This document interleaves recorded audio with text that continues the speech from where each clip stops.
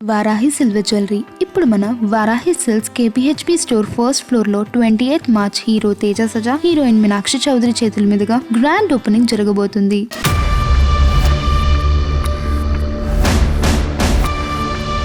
మదనపల్లి నియోజకవర్గాన్ని తీసుకుంటే బలిజ సమాజ వర్గానికి చెందిన వారికి ఒక బ్రాండ్ ఎప్పుడైనా ఉందా ఇక్కడ? మదనపల్లిలో కావచ్చు, ఆంధ్ర రాష్ట్రంలో కావచ్చు, కాపులు ఎక్కడైనా కానీ తక్కువగా ఉండాలా, తెలుగులో కానీ వ్యాపారాలలో కానీ అన్నింటిలో కూడా రాణిస్తుంటారు కదా. ఎక్కడ మదనపల్లి పెద్ద పెద్ద తిమ్మింగలాలు ఉన్నాయి, తిమ్మింగలాలన్నీ దాటి ఎట్లా వస్తారు మీరు అసలు? ఏమున్నాయి తిమింగిలాల్లో? ఏమవుతుంది? ఎవరు ఏమవుతుంది? మనం చేయకూడదా? మనం రాకూడదా?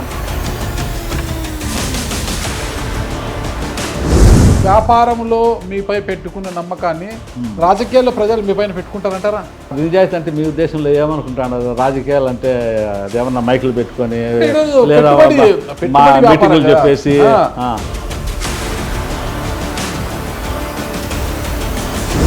శ్రీరామ రామాంజనేయులు అనే ఒక నాయకుడు మదనపల్లిలో ఉన్నాడు అని మీ జనసేనాని రాష్ట్ర ఉప ముఖ్యమంత్రి పవన్ కళ్యాణ్ గారికి తెలుసా? పార్టీ నాయకుడు నడిపేటప్పుడు ఏ ఏరియాలో నాకు బలం ఉంది, మున్సిపల్ చైర్మన్ కుర్చీ పైన కన్నేశారట. పవన్ కళ్యాణ్ గారు ఆదేశిస్తే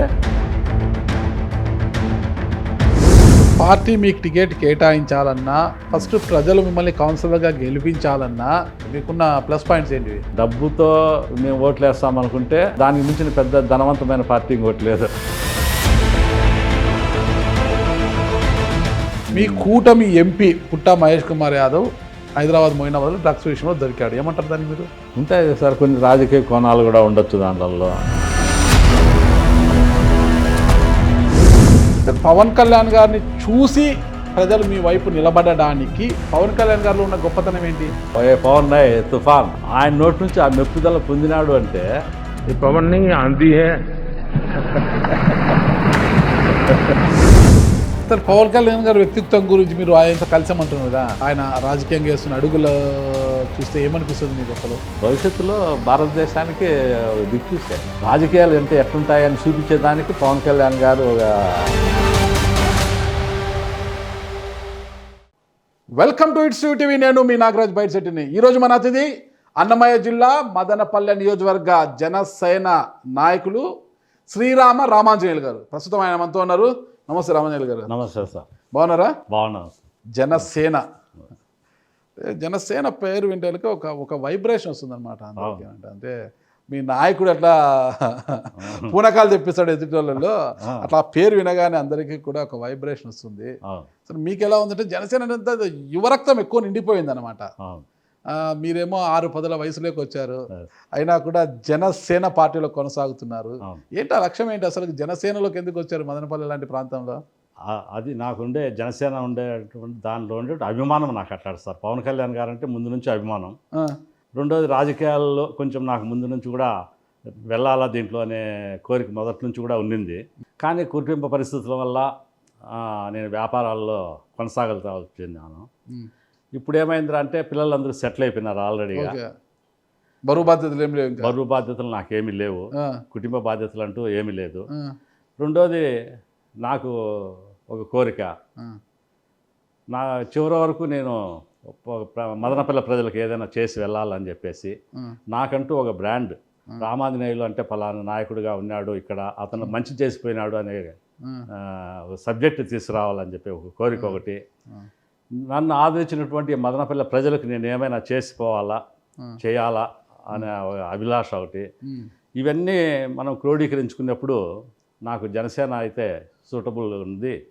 ఆయన సిద్ధాంతాలు కానీ ఆ పవన్ కళ్యాణ్ అభిమానులే నాకు సైన్యము, ఆయనే ఒక పెద్ద సైన్యాధిపతి మాకు. కరెక్టే మీరు అన్నారు మీకంటూ బ్రాండ్ అని. మదనపల్లి నియోజకవర్గాన్ని తీసుకుంటే ఇక్కడ మదనపల్లి తంబాలపల్లి నియోజకవర్గం వస్తే 2 కుటుంబాల పేర్లు ఇక్కడ వినిపిస్తుంటాయి అన్నమాట ఎక్కువ.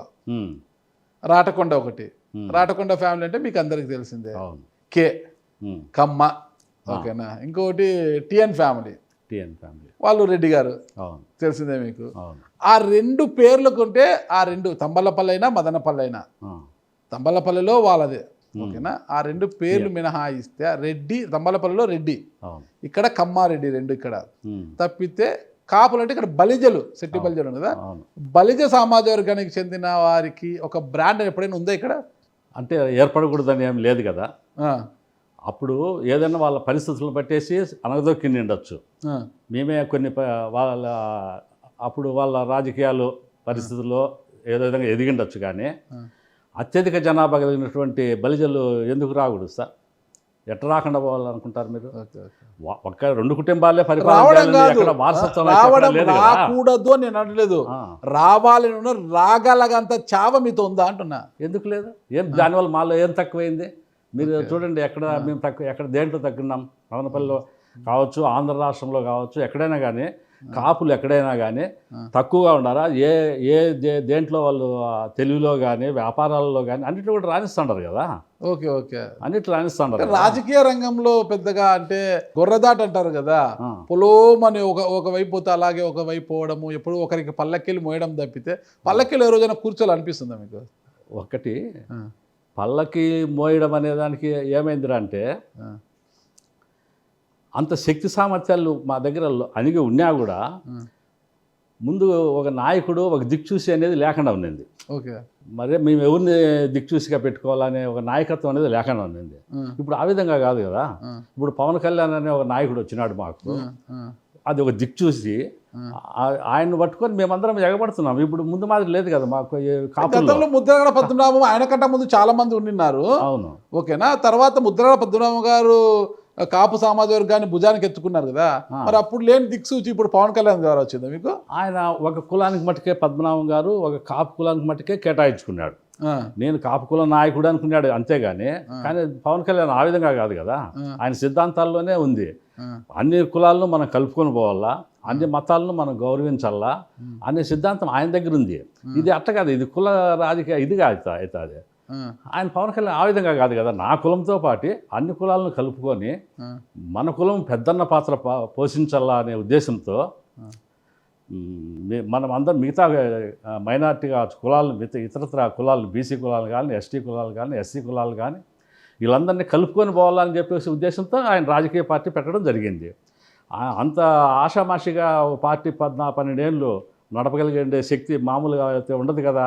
ఎందుకు? వాళ్ళు రాజకీయంగా కొన్ని వర్గాల వారు ఎదిగినారు ఆ కాలంలో.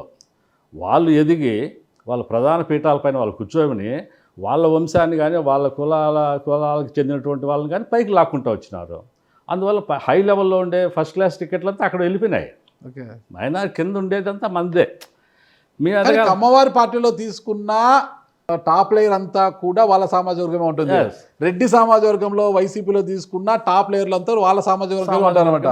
మరి మీ పార్టీలో టాప్ లేయర్ ఎవరు తీసుకుంటామంటే మళ్ళీ కమ్మ సామాజిక వర్గం చెందిన వారే కదా. నాదెళ్ల మనోహర్ గారికే కదా పెద్ద పీటేసి కూర్చోబెట్టారు. కాపులు ఎవరున్నారు మీ ఇక్కడ పెద్దగా? అంటే అన్ని పార్టీల్లో కూడా కాపులు ఉన్నారు, మిగతా పార్టీల్లో కూడా. మాకు ఇప్పుడు అవకాశం వచ్చింది మేము ఎదగడానికి, మేము ముందుకు పోవడానికి మాకు అవకాశం దొరికింది. కాబట్టి ఒక నాయకుడు వాళ్ళ అవసరాల కోసం కావచ్చు, వాళ్ళ పరిస్థితుల ప్రకారం ఏదైనా ఉండొచ్చునేమో కానీ ఇంకైతే కాపు కులం ఆపే ఇదైతే ఉండదు సార్. ఆపలేరు అంటారా? ఆపలేరు, ఎటువంటి పరిస్థితులు ఆపలేరు. ఇప్పుడు రాష్ట్రం మొత్తం మీద కాపు కులాలు ఒక ఐకమత్యం అనేది వచ్చింది. ఎందుకు వచ్చింది? 70-80 ఏళ్ళకి స్వతంత్రం వచ్చి ఇన్ని ఏళ్ళగా మేము ఏ పొద్దు రాజ్యాధికారం తీసుకోలే.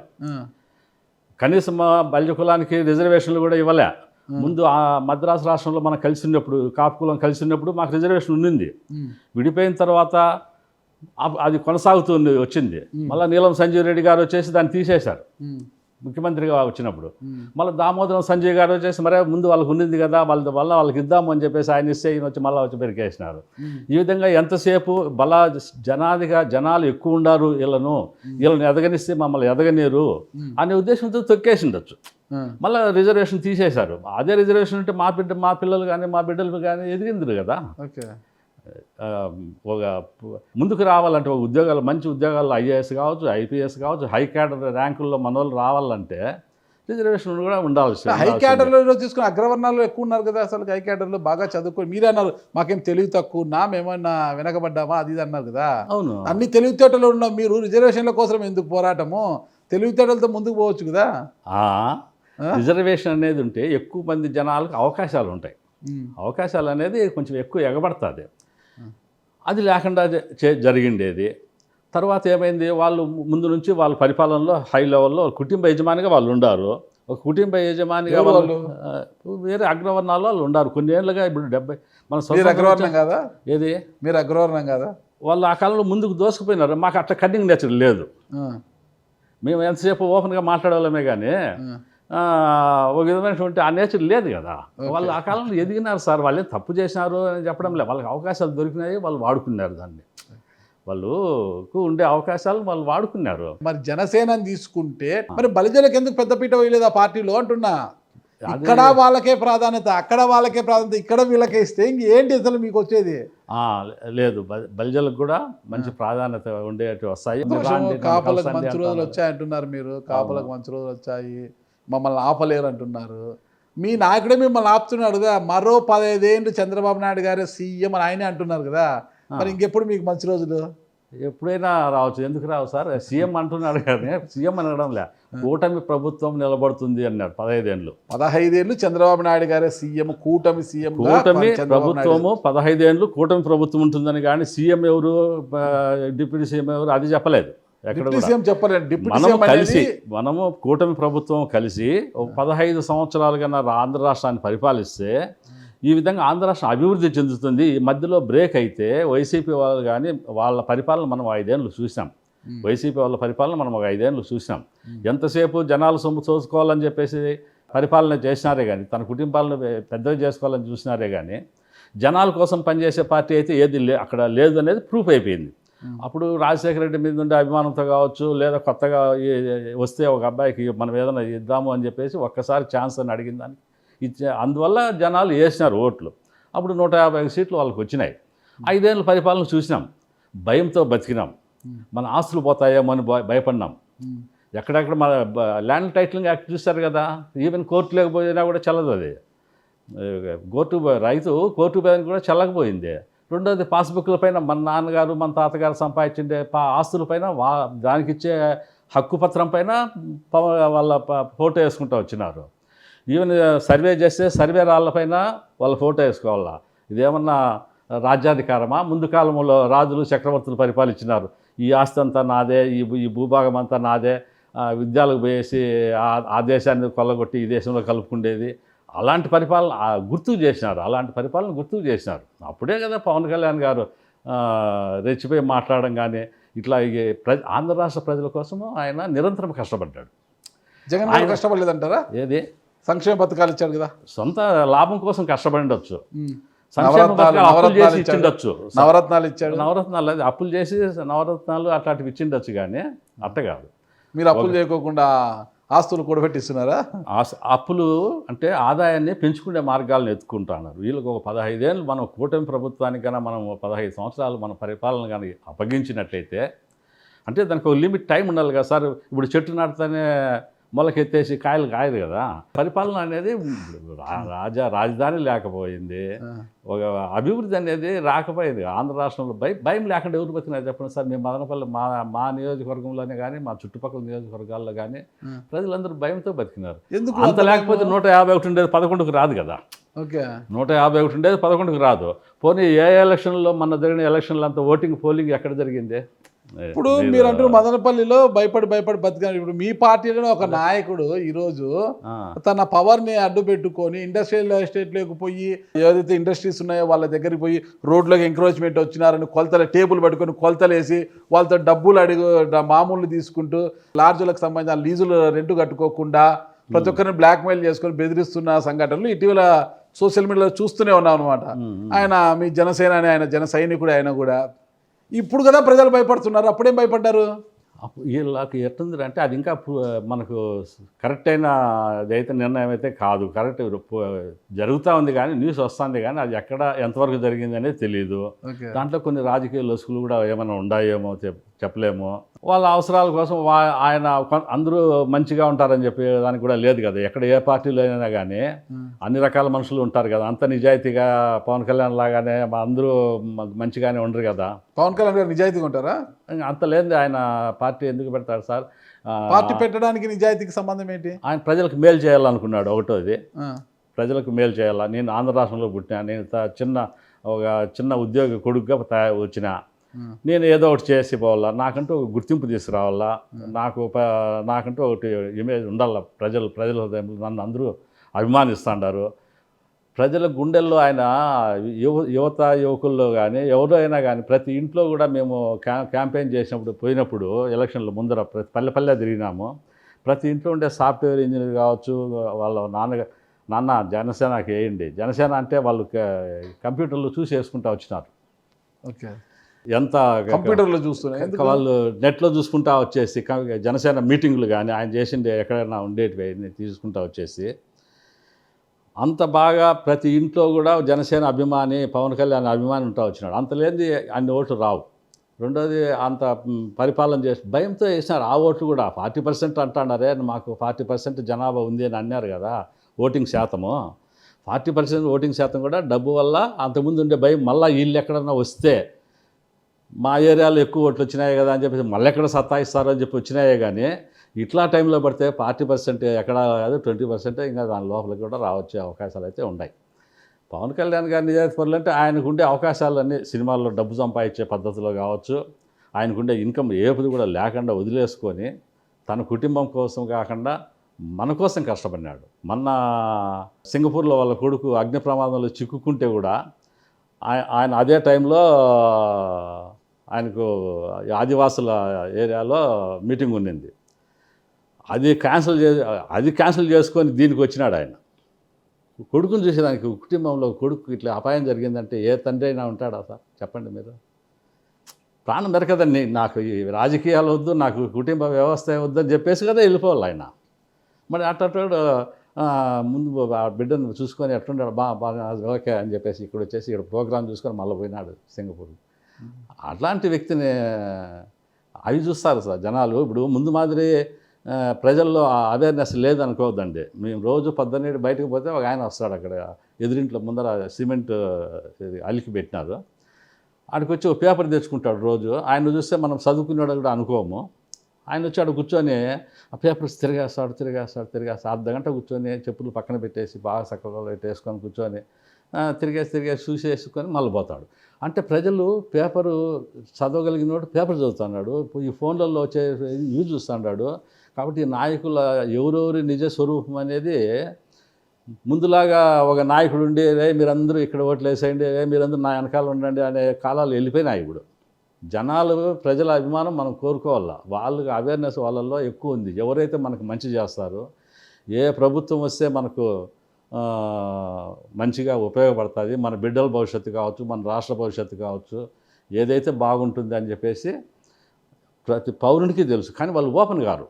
అంటే పేపర్లలో రావడం వల్ల ప్రజలకు నాయకుల మీద అవగాహన, అవేర్నెస్ వచ్చిందంటారా? వాళ్ళు డిస్కషన్లు కూడా చేసుకుంటారు. మనకు పేపర్లలో రాసేదంతా కరెక్టేనా? అది తప్పు, అది కరెక్ట్గా కాదు. కానీ కొన్నైనా ఉంటాయి కదా. అంటే ఇప్పుడు మీరు జర్నలిస్టులు మీరు చెప్పేదంత నిజమని ఎవరు అనుకోరు. అట్లా కూడా మీరు జర్నలిజం చేస్తారు సార్, మీరే కదా రాస్తారు పేపర్లో, న్యూస్ ఇచ్చేది కూడా మీరే కదా. రాయన ఇంటర్వ్యూ చేస్తాను, మీరే చెప్తాను నేను, నీకు కెమెరా ముందు చెప్తా రాయన రాస్తారు కదా. అట్లా ఇంకా నమ్మకం లేకపోతే పూర్తి 100% నమ్మకం లేకపోవచ్చు, కానీ కొంచెమన్నా ఉంటుంది కదా. ఓకే, మీరు చెప్పినట్లు జనసేనలో కొంతమంది ఉండొచ్చు సార్ అట్లాంటి వాళ్ళు, అదేదో వాళ్ళ పరిస్థితులు. అది మనం ఇప్పుడే మీ పార్టీకి మచ్చే కదంటారా? మచ్చే కదా పార్టీ, అది పాదిష్టాన నిర్ణయం, మనం ఏం చేయలేము. వాళ్ళేమి అంత తొందరగా ఎవరిని నమ్మరు. ప్రతి ఒక్కరిని కూడా ఇంటెలిజెన్స్ రిపోర్ట్స్ తెప్పించుకుంటారు, చూసుకుంటారు. ఇప్పుడు మన ఇంటికి ఒక బిడ్డను తెచ్చుకుంటామంటే ఎదుటి వ్యక్తి కుటుంబ పరిస్థితులను చూసి తెచ్చుకుంటాం కదా. అదేవిధంగా తమ మంచి నాయకుడిని ఎన్నుకోవాలన్నా కూడా వాళ్ళు కూడా ఈయన ఎన్నుకో ముందు చూసి చేసుకుంటారు. ఓసారి పొరపాటు జరిగిండొచ్చు. అదే అప్పుడు మనకు విధి లేనప్పుడు, ఎవరు జరగనప్పుడు కొన్ని సంబంధాలు చూసుకుంటాం కదా, యాదొకటి కానీ లేదు. అంతే అంటారా? చాలా చక్కగా చెప్పారు. మార్చి 14 అనుకుంటా కదా జనసేన పార్టీ ఆవిర్భావ దినోత్సవం జరిగింది. బాగా జరిగిందా? బాగా చేశారు ఇక్కడ? మేము ప్రతి సంవత్సరం లాస్ట్ ఇయర్ ఏం చెప్పినారంటే పీఠాపురంలోనే చేద్దామన్నారు. రాష్ట్ర అంతా కలిసి అక్కడే చేశారు. పోయిన సంవత్సరం బాగా జరిగింది, కొన్ని లక్షల మంది అక్కడ అటెండ్ అయినారు. ఈసారి ఏమైందంటే ఎండల ప్రభావం ఒకటి, రెండోది సభ్యత్వము జరుగుతూ ఉండింది. దానివల్ల నాయకులు కూడా అందరూ అక్కడికి రాలేరు అని చెప్పి ఉద్దేశమో, లేదంటే ఎవరో దానికంటే ఇదే బాగుంది నాకు తెలిసి. ఇట్లా దగ్గర 500 కిలోమీటర్లు 1000 కిలోమీటర్లు ప్రయాణం చేసి అక్కడ ఉండేది ఇబ్బంది పడేదానికంటే కూడా మన లోకల్ వీధిలోనే మన ఆఫీసుల్లోనే మన జెండాలు ఎగరేసుకున్నాము. మంచి అప్పుడు అందరికీ గుర్తింపు కూడా వచ్చింది. అక్కడ చేసిన దానికంటే ఇదే బాగుందేమో అనిపించింది మాకైతే, మా అభిప్రాయం ప్రకారము. అందరూ బాగా సహకరించినారు. సేవా కార్యక్రమాలు చేసినాము. ఇప్పుడు 12 ఏళ్ళు దాటింది, బాల్య దశ దాటిపోయింది, ఇంకా కౌమార దశ రాబోతుంది జనసేనకు. ఇంకా కదా ఉండేది, యవ్వన దశ వస్తుంది. అంతేనా? ఇంకా తట్టుకోలేరా? ఎట్లా అది ఉంది తట్టుకునేదానికి? ఏమైంది, మేము ఒకరికి చెడ్డ చేయడం లేదు కదా. ఒకరికి మీ కౌమార దశ వస్తే ప్రజలు తట్టుకోలేరా అంటున్నా. శక్తి ఎక్కువ వస్తుంది, బలం ఉంటుంది. పార్టీ నిర్మాణమే లేదు మీకు, ఇక్కడ బేసే లేదు. ఎక్కడ తీసుకున్నా కూడా అసలుకి ఎమ్మెల్యేలు ఉన్న చోటే పార్టీ నిర్మాణం లేదు మీకు. అసలుకి ఎక్కడ ఉంది చెప్పండి? పార్టీలో బూత్ కమిటీలు లేవు మీకు, ఎక్కడేముంది చెప్పు అసలు మీకు? అవన్నీ ఉండే లేకపోయినా అది పెద్ద లెక్కలేక రాసా. ప్రతి పల్లెలో కూడా జనసేన అభిమాని ఉన్నాడు. వాడే కార్యకర్త, వాళ్ళే బూత్ మెంబర్స్ కావచ్చు. ఒకడు ఉంటారు బూత్ మెంబర్స్ 10 మంది, అది కాదు కార్యకర్త. కానీ జనసేనకు సపరేట్ సైన్యం ఉంది. ప్రతి యువకులే, పిల్లోళ్ళే. ఇప్పుడు నాయనకంబడినే ఉంటారు కార్యకర్తలు. వాళ్ళకి దేన్ని కూడా ఆశించరు వాళ్ళు. 14 సార్లు ఇంటికాడ నుంచి అలా వచ్చేసి పగులంతా పని చేస్తారు మాతో. మరి ఆయన ఆ పని చేయండి, ఈ పని చేయండి అంటే అన్ని పనులు చేసుకొని పోతారు అభిమానంతో. తర్వాత భోజన టైంకి అయితే తింటారు, లేదంటే ఇంటికి పోతాంలే అని అంటారు. ఏమాత్రం ఆశించరు. మరి ఇట్లా వాళ్ళకి ఎక్కడి నుంచి వచ్చిందంటే అభిమానం. అదే పవన్ కళ్యాణ్ గారి మీద అంటే అభిమానంతో వాళ్ళు ఎంపలాడుతుంటారు. వాళ్ళు స్వార్థంతో పని చేయడంలే. మిగతా పార్టీల్లో అట్లాంటి వాళ్ళు కూడా కొంతమంది ఉండొచ్చునేమో, కానీ జనసేనలో ఉండే ఈ యువత మటుకు పల్లెల్లోకి ఇప్పుడు మనం పదండి ఒకసారి రాండి, ఎట్టుంటుందో. మనం పల్లెలు పోతానే జనసేన ఆయన కండువా వేసి కనపడితే చాలు యువకులు పిల్లలు చుట్టుకుంటారు. ఎక్కడొచ్చినా ఏమన్నా మీరు ఏం కావాలో మీకు చెప్పండి, మేము చేసి పెడతాము అని చెప్పేసి అంత అభిమానంగా ఉంటారు. అదే కార్యకర్తల బలము. ఇంకా దానికి మాకు సపరేట్ బూతులు, ఏజెంట్లు ఇట్లాంటివంతా అవసరం లేదు సార్ మాకు. అంటే పార్టీ నిర్మాణం ఉంటే కదా ఎన్నికల నిర్వహణ సక్రమంగా జరిగేది. ఓటర్ని బూత్ వరకు తీసుకొచ్చి ఓటు వేయించాలంటే పార్టీ నిర్మాణం బాగుండాలి, క్యాడర్ ఉండాలి కదా. ఇవన్నీ లేకపోతే అది వాళ్ళకి అదే. మాకు జనసేనకు అక్కర్లే. ప్రతి ఇంట్లో ఒక జన సైనికుడు ఉన్నాడు. ఇంట్లో కుటుంబ సభ్యులందరినీ కూడా తొడుకొని పోయి ఓటు వేయించేస్తాడు పవన్ కళ్యాణ్కి. అంత అభిమానం ఉంది. అంత లేనిది ఆయన మా నోవాటెల్ హోటల్లో కూర్చున్నప్పుడు వీళ్ళంతా నిరసన బయటకు రానికుండా నిర్బంధించినప్పుడు రాత్రి 2 గంటలైనా 1 గంట అయినా పిల్లలు కూడా మగ మేము అప్పుడు ఏదో మీటింగ్ జరిగింది, దాంట్లో తీసుకొచ్చి ఆయన సన్మానం చేసినారు. చిన్న బిడ్డను సంఖలో పెట్టుకొని వచ్చి రాత్రి అంతా రోడ్లో బయట ఇచ్చింది ఆయన. ఎవరు చెప్పినారు? పవన్ కళ్యాణ్కి ఎంత సపోర్ట్ ఉందిరా అంటే ఎట్టుండాలో అట్లా వచ్చినారా సార్ వాళ్ళు. ఇప్పుడు మహాభారతంలో ఏనుగు పులిని పట్టుకునేప్పుడు ఆ ఇంద్రుని ఏడుకుంటుంది అనమాట, విష్ణువును రక్షించండి నన్ను అని చెప్పేసి. ఆయన విష్ణువు లక్ష్మి దగ్గర ఉండేసి ఇమీడియట్గా పరిగెత్తుకుంటూ వస్తాడు. కాళిదాసు కథలో కవితలు రాస్తారనమాట. అదే ఒక శత్రువును కాపాడేటప్పుడు కానీ గద కానీ ఒక కత్తి కానీ ముసలిని చంపేదానికి ఏదో ఒకటి తీసుకొని రావాలి కదా. అట్లాంటోడు తొందరగా అన్నీ వదిలేసుకొని పరిగెత్తుకుంటూ వస్తాడనమాట. ఎట్లా కాపాడతావు నువ్వు అని చెప్పేసి. అట్లా పవన్ కళ్యాణ్ గారిని అక్కడ నిర్బంధించినప్పుడు ఆంధ్ర రాష్ట్రం మొత్తంలో ప్రజలందరూ కూడా రోడ్డుపైన బయట ఇచ్చినారు. మేమందరం కూడా రాత్రి 12 గంటల 1 గంటలైనా ఏం జరుగుతుందో చూద్దాం ఏందని. ఎక్కడి నుంచి వచ్చింది అది? ఆయన మీద అంటే అభిమానం అంతే. అంతేగాని స్వచ్ఛందంగా వస్తారు. స్వచ్ఛందంగా స్వచ్ఛందంగా ఈ రాజకీయాల పట్ల ఇప్పుడు ఆకర్షితులు. అసలు మీ కుటుంబ నేపథ్యం ఏంటి? మీ పెద్దలు ఎవరైనా రాజకీయాల్లో ఉన్నారా? అసలు మీ స్వగ్రామం ఎక్కడ? మదనపల్లిలో మీ స్వగ్రామం లాంటి ఇతర ప్రాంతం నుంచి ఇక్కడికి వచ్చి సెటిల్ అయ్యారు ఇక్కడ? అసలు మీ కుటుంబ నేపథ్యం ఏంటి? అసలు మీ నాన్నమ్మ పేర్లు ఏంటి? మా అమ్మ పేరు వచ్చి సుబ్బమ్మ. మా నాన్నగారు వచ్చేసి నారాయణ. మా ఇంటి పేరు శ్రీరామనారాయణ. శ్రీరామ సుబ్బమ్మ. ఎంతమంది సంతానం వారికి? ఎంతమంది సంతానము వారికి? నేను 8వ వాడిని. 8 చివరి వాడిని. మా అమ్మకి 8 మంది ఆడబిడ్డలు, మగ పిల్లలు అంతా కలిసి. లాస్ట్ అని నేనే చివరిగా. మీ స్వగ్రామం ఏది? మాది వచ్చేసి గాలివీడు దగ్గర కోటగడపల్లి అని. రాయచోటి దగ్గర గాలివీడు. రాయచోటి దగ్గర గాలివీడు వస్తుంది. ఆ నుంచి గాలివీడు నుంచి ఒక 2 కిలోమీటర్స్. కరువు ప్రాంతము మాది. మధ్యతరగతి, దిగువ మధ్యతరగతి కుటుంబం. వెలుగొల్లు ప్రాజెక్ట్ వచ్చినాక కొంత అట్లా ఊర్లో వచ్చింది, కానీ అంత కరువు ప్రాంతం. వెలుగొల్లు ప్రాజెక్ట్ వచ్చిన తర్వాత అక్కడికి కొంత కొంచెం వచ్చింది, కానీ తర్వాత లేదంటే అంత మొత్తం కరువు ప్రాంతం అది. కరువు ప్రాంతమే. ఎంతవరకు చదువుకున్నారు మీరు? ఆ? ఎంతవరకు చదువుకున్నారు? నేను ఇంటర్మీడియట్ వరకు చదువుకున్నా. ఇక్కడ అక్కడేనా? ఆహా లేదు, ఆ, గాల్విల్లో 6వ తరగతి వరకు చదువుకున్నా. 7వ తరగతిలోకి ఎంటర్ అయినాక అక్కడ ఫెయిల్ అయిపోయినా 2 సార్లు. ఆ, చదువు అబ్బలే, ఎందుకంటే మాకు ఆటలు ఎక్కువ పల్లెల్లో. అది జిల్లా కోళ్ళు ఈత కొట్టడం, మా ఊరి పక్కనే వంక ఉన్నింది, ఎప్పుడు నీళ్లు పోతాయి అక్కడ. ఆ, మా అమ్మ మా నాన్న మమ్మల్ని ఏమి అనేవాళ్ళు కాదు. బిడ్డ 8 మంది సంతానం ఏమని ఉంటారు పాపం. అంటే అప్పటికి ఎంతైనా కానీ మగ పిల్లల్లో మేము ఇద్దరమే ఉండింది, మా అన్న నేను. మా అన్న కూడా నేను 6వ చదివినప్పుడు కూడా ఆయన చనిపోయినాడు. అన్న చనిపోయాడు. అన్న చనిపోయినాడు కాబట్టి నేను ఒక్కనే ఉన్నా. ఆ, అందువల్ల నన్ను కొంచెం అపురూపంగా సాకినారు. 7వ తరగతి ఫెయిల్, 2 సార్లు అక్కడే ఫెయిల్ అయినా. ఆ, ఇంకా ఈడు ఇక్కడ ఉంటే సరిగ్గా చదవడలే అని చెప్పేసి నన్ను పులివెందుల్లో వేసినారు. ఆ, ఆడ పులివెందుల్లో మా అక్క ఉండింది. ఆ, ఈడు ఆడిపోతే ఏమన్నా చదువుకుంటాడేమో, ఈ పల్లెల్లో చదువుకోలేడు అని. మా నాయన ఏమరా అంటే నన్ను ఎప్పుడు ఏమనేది లే, గునాది గట్టిపడుతుందిలే ఫెయిల్ అయితే, గునాది గట్టిపడుతుందిలే ఫెయిల్ అయితే అనేవాడు కానీ చదవరా అనేవాడు కాదు. సరే పులివెందులు ఇంకా తల్లిదండ్రులు ఉన్నప్పుడే మనం చదవలే, ఇంక బయటకు పోతే ఇంకేం చదువుతాం అన్నమాట. ఆడ సైకిల్ దొక్కేది నేర్చుకునేది, బేస్తాను రోజు సంత జరుగుతుంది పులివెందుల్లో, గోళీలు ఆడుకునేది. అట్లా ఆడబోయింది. ఆడపోతే ఇంకా శాంతరంలో ఉంటే రాయచోట్లో జరిపించినారు. రాయచోట్లో కూడా అంతే, సినిమాలు టెంట్ ఉన్నింది గాల్వీ రోడ్లో, సినిమాలు ఆడేది. ఏట్లో దోసకాయలు అవి వేసింటారు.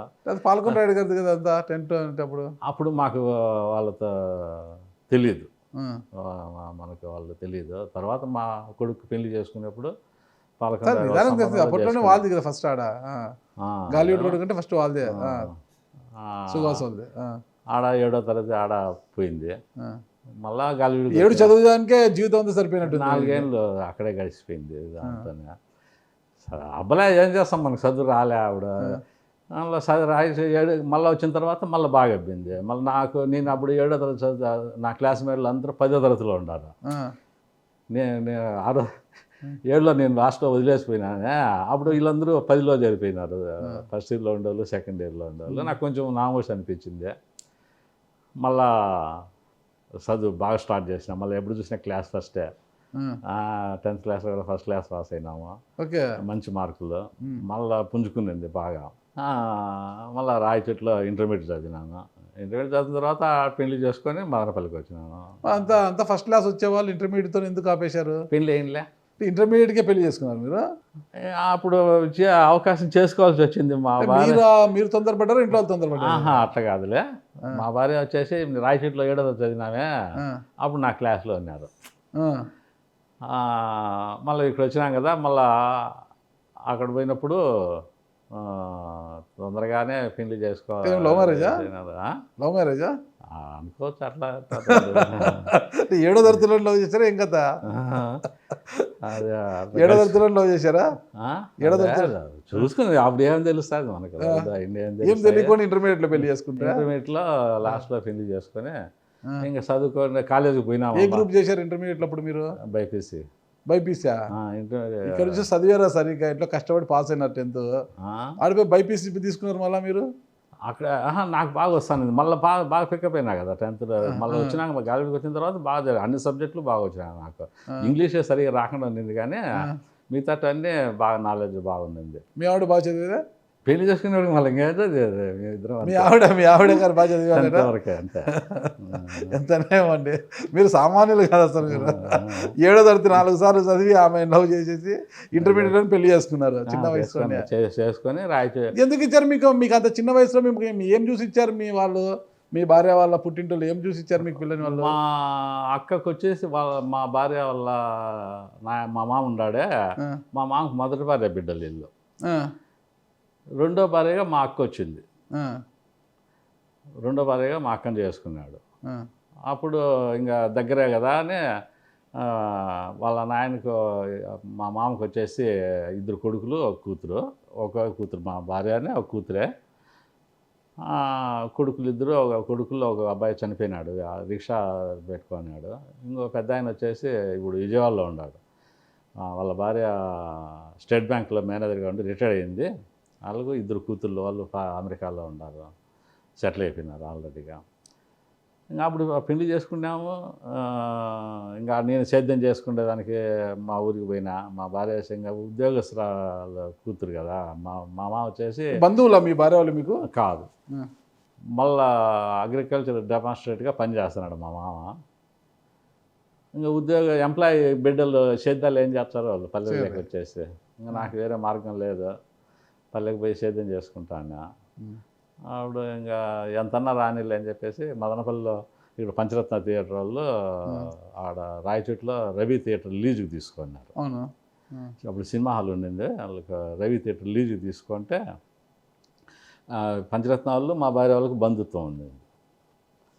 ఈయన లక్ష్మీపతి అని రామచంద్ర లక్ష్మీపతి వేణుగోపాల్ అని మునితేపల్లి శెట్టి గారికి బిడ్డల్లో. ఇప్పుడు బాబా వాళ్ళ బాబా రమేష్ అన్న బాబు అని వీళ్ళు భార్య బిడ్డలు. వీళ్ళు ఏం చేసినారంటే ఆ లక్ష్మీపతి ఆయన మధుసూదన టాకీస్ వాళ్ళు రంగనాథ బస్ అని వీళ్ళందరూ వచ్చి రాయచోట్లో రవి థియేటర్లో సినిమాల్లో చేశాను. అప్పుడు భోజనానికి మా మామ పిలిచింటే వీళ్ళ ఇంటికి వచ్చిన్నారు. అప్పుడు నన్ను లక్ష్మీపతి అన్న అడిగినాడు, ఏం చేస్తాడు ఏమని. ఇంటర్మీడియట్ అయిపోయింది, ఇంకా ఫర్దర్ స్టడీకి పాస్ అయినా. ఇంటర్మీడియట్ నాకు ఇప్పుడు 3 గ్రూపులు ఉంటాయి కదా, ఎంపీసీ బైపీసీ సిఈసీ ఇట్లాంటివి. వాటిల్లో నేను కొన్ని సబ్జెక్టుల్లో ఫస్ట్ వస్తాను, అన్ని గ్రూపుల్లో కూడా. మళ్ళా ఏమైందంటే వాళ్ళు అట్లా అడిగినప్పుడు మళ్ళీ కాలేజీకి పోతే ఈయనకి పెళ్ళి అయింది అని అనేవాళ్ళు నన్ను. నాకు కొంచెం బేజారుగా అనిపించేది. అందువల్ల అందరూ కాలేజీకి పోయినాక మళ్ళీ పోయి లాస్ట్లో కూర్చుండేవాడిని. కాలేజీ వదులుతానే ముందుగా ఇంటికి వచ్చేసేది. అందరితో కొంతమందితో కలిసాలి కానీ ఎక్కువ మంది ఫ్రెండ్షిప్ నాకు అప్పుడు వంట పట్ల. ఇంకా సరే అని చెప్పేసి మళ్ళా గాలివీల్లో పోయి సేద్యం చేసుకుంటాను మా నాయనకు హెల్పింగ్గా. మా భార్య ఇంకా సేద్యం చేయలేదు కదా అని ఆయన అడిగితే, సరే మదనపల్లిలో పెట్రోల్ బంకులో ఉద్యోగం ఏదైనా చేసుకుని నాకు ఇంక వీళ్ళ కష్టపెట్టలేను కదా అని చెప్పేసి ఏదో ఒకటి అంతన్నా రానిలే. మా నాయన ఏమన్నాడు అంటే, సంవత్సరానికి ఏదో నేను సేద్యం చేసి వచ్చే ఆదాయం 10,000 అప్పుడు 10,000 సంవత్సరానికి వస్తే గొప్ప తినేదానికి గింజలు. మా మామకి ఇండ్లు ఉంది ఇక్కడ పంచరత్న దగ్గర ఎర్రగంగారం వీధి అని, దాంట్లో మేము ఉన్నాము. మళ్ళీ సంవత్సరానికి కావాల్సిన బియ్యము బ్యాళ్ళు ఇట్లాంటివి పంపిస్తాను, నీ ఖర్చులు గైట్గా వాడు సంపాదించుకో, ఆ పిల్లలను బాగా చూసుకో అని చెప్పినాడు. నాకు అంతకుముందు వ్యాపారాలు తెలియదు, సరిగ్గా సేద్యం తెలియదు, ఎంతసేపు ఆడుకుంటా కాలంగా బాల్యం అయితే చాలా బాగా గడిపిన. ఎప్పుడైతే పెళ్లి చేసుకున్నామో అప్పటి నుంచి ఇంకా సంసార పడడం స్టార్ట్ అయింది. అందులో ఊరు వదిలేసి ఇక్కడ వచ్చినాము. వచ్చిన తర్వాత బయట నుంచి వచ్చిన వాళ్ళు మనకి ఇక్కడ పెద్దగా ఫ్రెండ్షిప్లు ఏవి ఉండవు. ఎంతసేపు ఇంక సంపాదించాలా, ఏదో ఒక భార్య బిడ్డలను సాకల్లా, ఏదో ఒకటి మనం చేసుకోవాలా అనే ధ్యాస తప్పితే వేరే ఏముండదు కదా. అప్పుడు అక్కడ పెట్రోల్ బంక్లో చేరినాము. 180 రూపాయలు 200 రూపాయలు జీతం నెల సరిపోయేది కాదు. దాంతో అప్పుడు స్టార్ట్ చేసాను, నేను ఇక్కడ ఉండలేను నాయన, నేను వచ్చేస్తా పల్లెకు ఎట్లా అంటే. మళ్ళీ ఇక్కడ వచ్చినా ఏం చేస్తారు, ఆ బిడ్డలు చదువునే ఉండాలి కదా అక్కడ ఉంటే. అప్పటికి మా పెద్ద పాప పుట్టింది. ఎంతమంది మీకు సంతానం? నాకు 3 కూతుళ్ళు సార్. 3 కూతుళ్ళు అయితే నేను మా నాయనకి ఒకనే కదా. అప్పుడు ఏం చేసినారంటే 2 కూతుళ్ళు అయిపోతేనే నేను ఆపరేషన్ చేయించాలనుకున్నాను. ఎందుకు సాకలేము ఇప్పుడు ఇట్లా అని చెప్పేసి ఇక్కడ మదనపల్లి ఎమ్మెల్యే హాస్పిటల్, అప్పుడు మంచి హాస్పిటల్, ఘోష్ ఆసుపత్రి అంటారు దాన్ని. ఆ హాస్పిటల్లో ఆ లీలా మోసెస్ అని డాక్టర్ అమ్మ ఉంది. ఆమె సరే సార్లే ఆపరేషన్ చేసేస్తామంటే మా అమ్మ మా నాయన ఉండేది ఒకటే. వీళ్ళకేమంటే వంశం ఉండాలా అని చెప్పి పిచ్చి.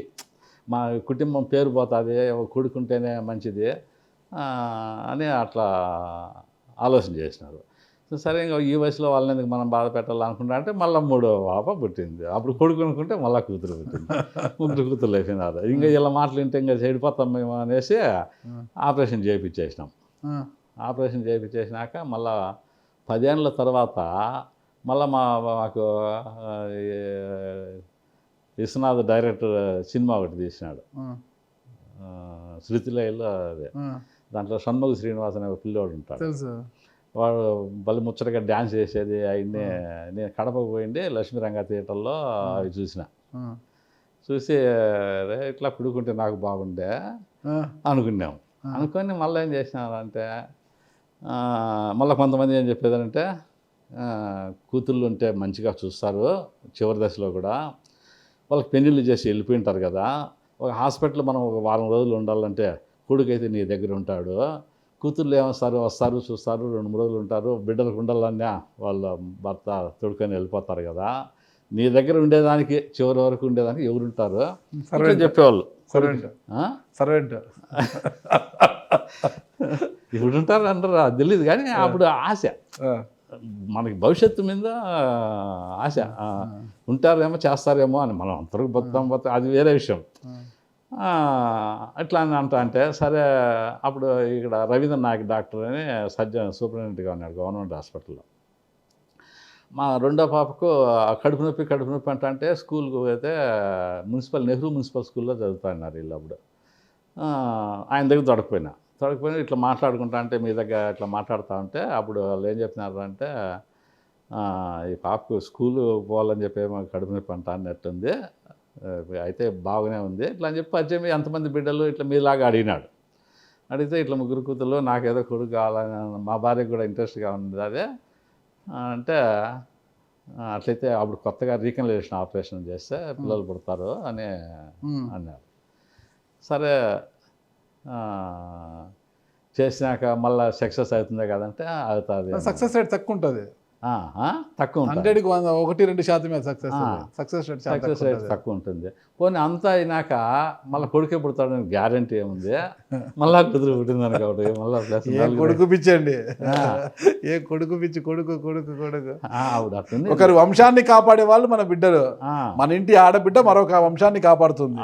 ఈరోజు మీ వంశాన్ని కాపాడే ఆడబిడ్డ, మీ ఇంటి శ్రీరామ వంశాన్ని కాపాడే ఆడబిడ్డ, ఒకరింటి వచ్చిన ఆడబిడ్డని వాళ్ళ వంశాన్ని కాపాడకపోయినా మీ వంశాన్ని కాపాడుతుంది. అంటే అది మన బిడ్డ, ఓకేనా? ఇప్పుడు మీకు 3 బిడ్డలు, మీ 3 బిడ్డలు శ్రీరామ కుటుంబానికి చెందిన 3 బిడ్డలు మరో 3 కుటుంబాల వంశాలను నిలబెడుతున్నారు. అంటే నా గొప్పతనము మీది, అంటే మనది, ఆడపిల్లలు గల తల్లిదండ్రులది గొప్పతనము.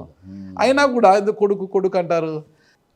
అదే చెప్తున్నామే, ఏదైనా సంపాదించినాము. ఇప్పుడు కొంతమంది ఏమంటారంటే, ఏం ఒకటి కూతుర్లే కదా నీకు సంపాదించేది, కూతుర్లకు పెళ్లి చేసేస్తే వాళ్ళు వెళ్ళిపోతారు కదా, సంపాదించింది వాళ్ళకి నీకేమో, ఇట్లాంటివి ఉండే అప్పుడు. ఇప్పుడు ఎవరు లెక్క చేయడం లేదులే, అప్పుడైతే అది ఉండింది. అప్పుడు ఏం చేస్తారంటే ఇంకా సరేలే అని చెప్పేసి మళ్ళా చేసాం. అప్పుడు మా ఇంటి ఎదురుగా రెడ్డపనాడు కాలనీలో మదనమోహన్ డాక్టర్ అని డాక్టర్ ఉన్నాడు. మదనమోహన్ డాక్టర్ మళ్ళీ చంద్రమోహన్ డాక్టర్ని బాగా పరిచయమే. అప్పుడు ఈయన రవీంద్ర నాయక్ డాక్టర్ చేస్తాను ఇక్కడ ఆపరేషన్లో. మా డాక్టర్ కూడా మదనమోహన్ డాక్టర్ని కూడా ఎదురెదిరిలే కదా, ఎట్లా సార్ ఇట్లా అనుకుంటున్నాను అట్లా అంటే, ఎందుకు రామందిలో బాగా హాయిగా ఉండవు, ఏదో వ్యాపారాలు చేసుకున్నావు. అప్పుడు నేను రకరకాల వ్యాపారాలు చేస్తాను, నాకు వేరే ధ్యాసలే. పెట్రోల్ బంకులో పనిచేస్తాను. అదే టైంలో కిరోసిన్ లైసెన్స్ తీసుకొని, హోల్సేల్ కిరోసిన్ లైసెన్స్ తీసుకొని మండలాలకు ఇస్తాను. ఎల్ఐసి ఏజెంట్గా పనిచేస్తాను. ఫైనాన్స్ చేస్తాను. నాకు 2 ఫైనాన్స్ కార్పొరేషన్లు ఉన్నాయి. చీటీలు వేస్తాను. అప్పుడు పెట్రోల్ బంక్లో పనిచేస్తూనే ఇన్ని పెట్టారు మీరు? పెట్రోల్ బంక్ లాటరీ తగిలింది ఏం కదా? పెట్రోల్ బంక్లో పనిచేస్తూ అంటే మేము మా వీధిలో ఉండేవాళ్ళు చాలామంది నన్ను చూసినలే, మా భార్యని అడిగేవాళ్ళు మీ ఆయన ఎట్లుంటాడు అని. అంటే నేను 12 వెళ్ళిపోతే మళ్ళీ మరుసటి రోజు ఇట్లా 24 అవర్స్ కాదు, 36-48 అవర్స్ మేము కష్టపడినాం.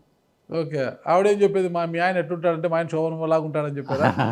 కాదు, అంటే వాళ్ళకి అంతగా కనపడకుండా నేను బయట తిరిగినాను, కానీ ఇంట్లో గడిపే టైము చాలా తక్కువ.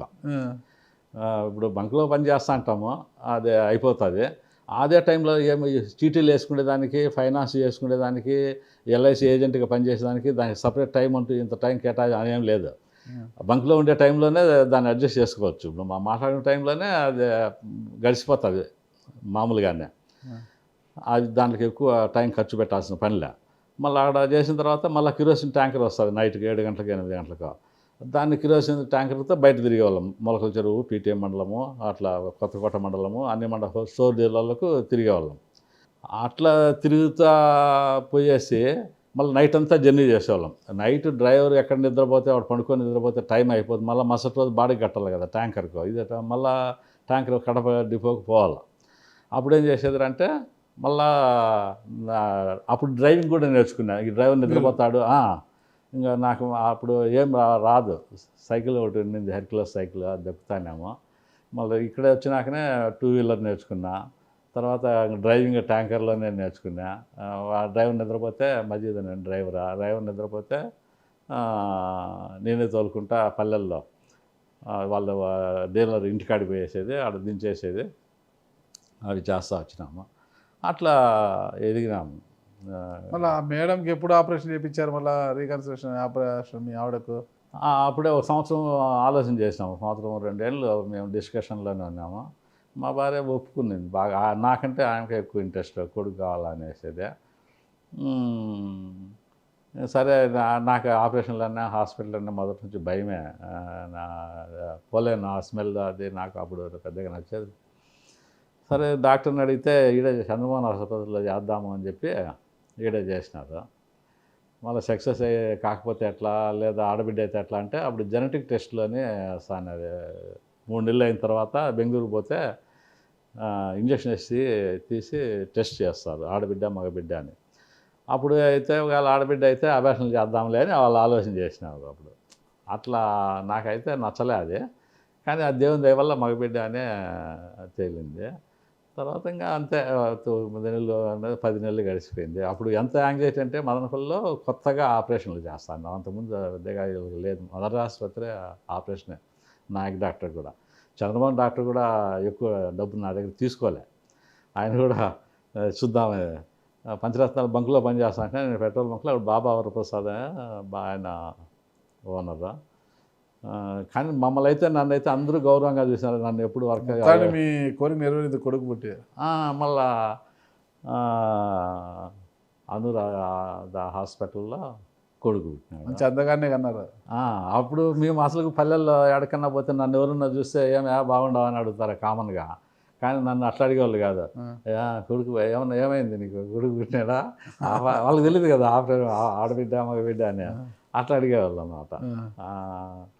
అది అట్లా జరిగిపోయింది. అందుకే అది ఆ సినిమా చూసినాక ఈయనకి డ్యాన్స్ నేర్పించేసి. ఎవరికి? మీ కొడుకు? మా కొడుకు. ఓకే. షణ్ముఖ శ్రీనివాసరావు తిరుమలలో ప్రోగ్రామ్ ఇప్పించినాము. అప్పుడు దానికి అరంగేట్రం తిరుమల దానికి విశ్వనాథ్ గారే డైరెక్టర్.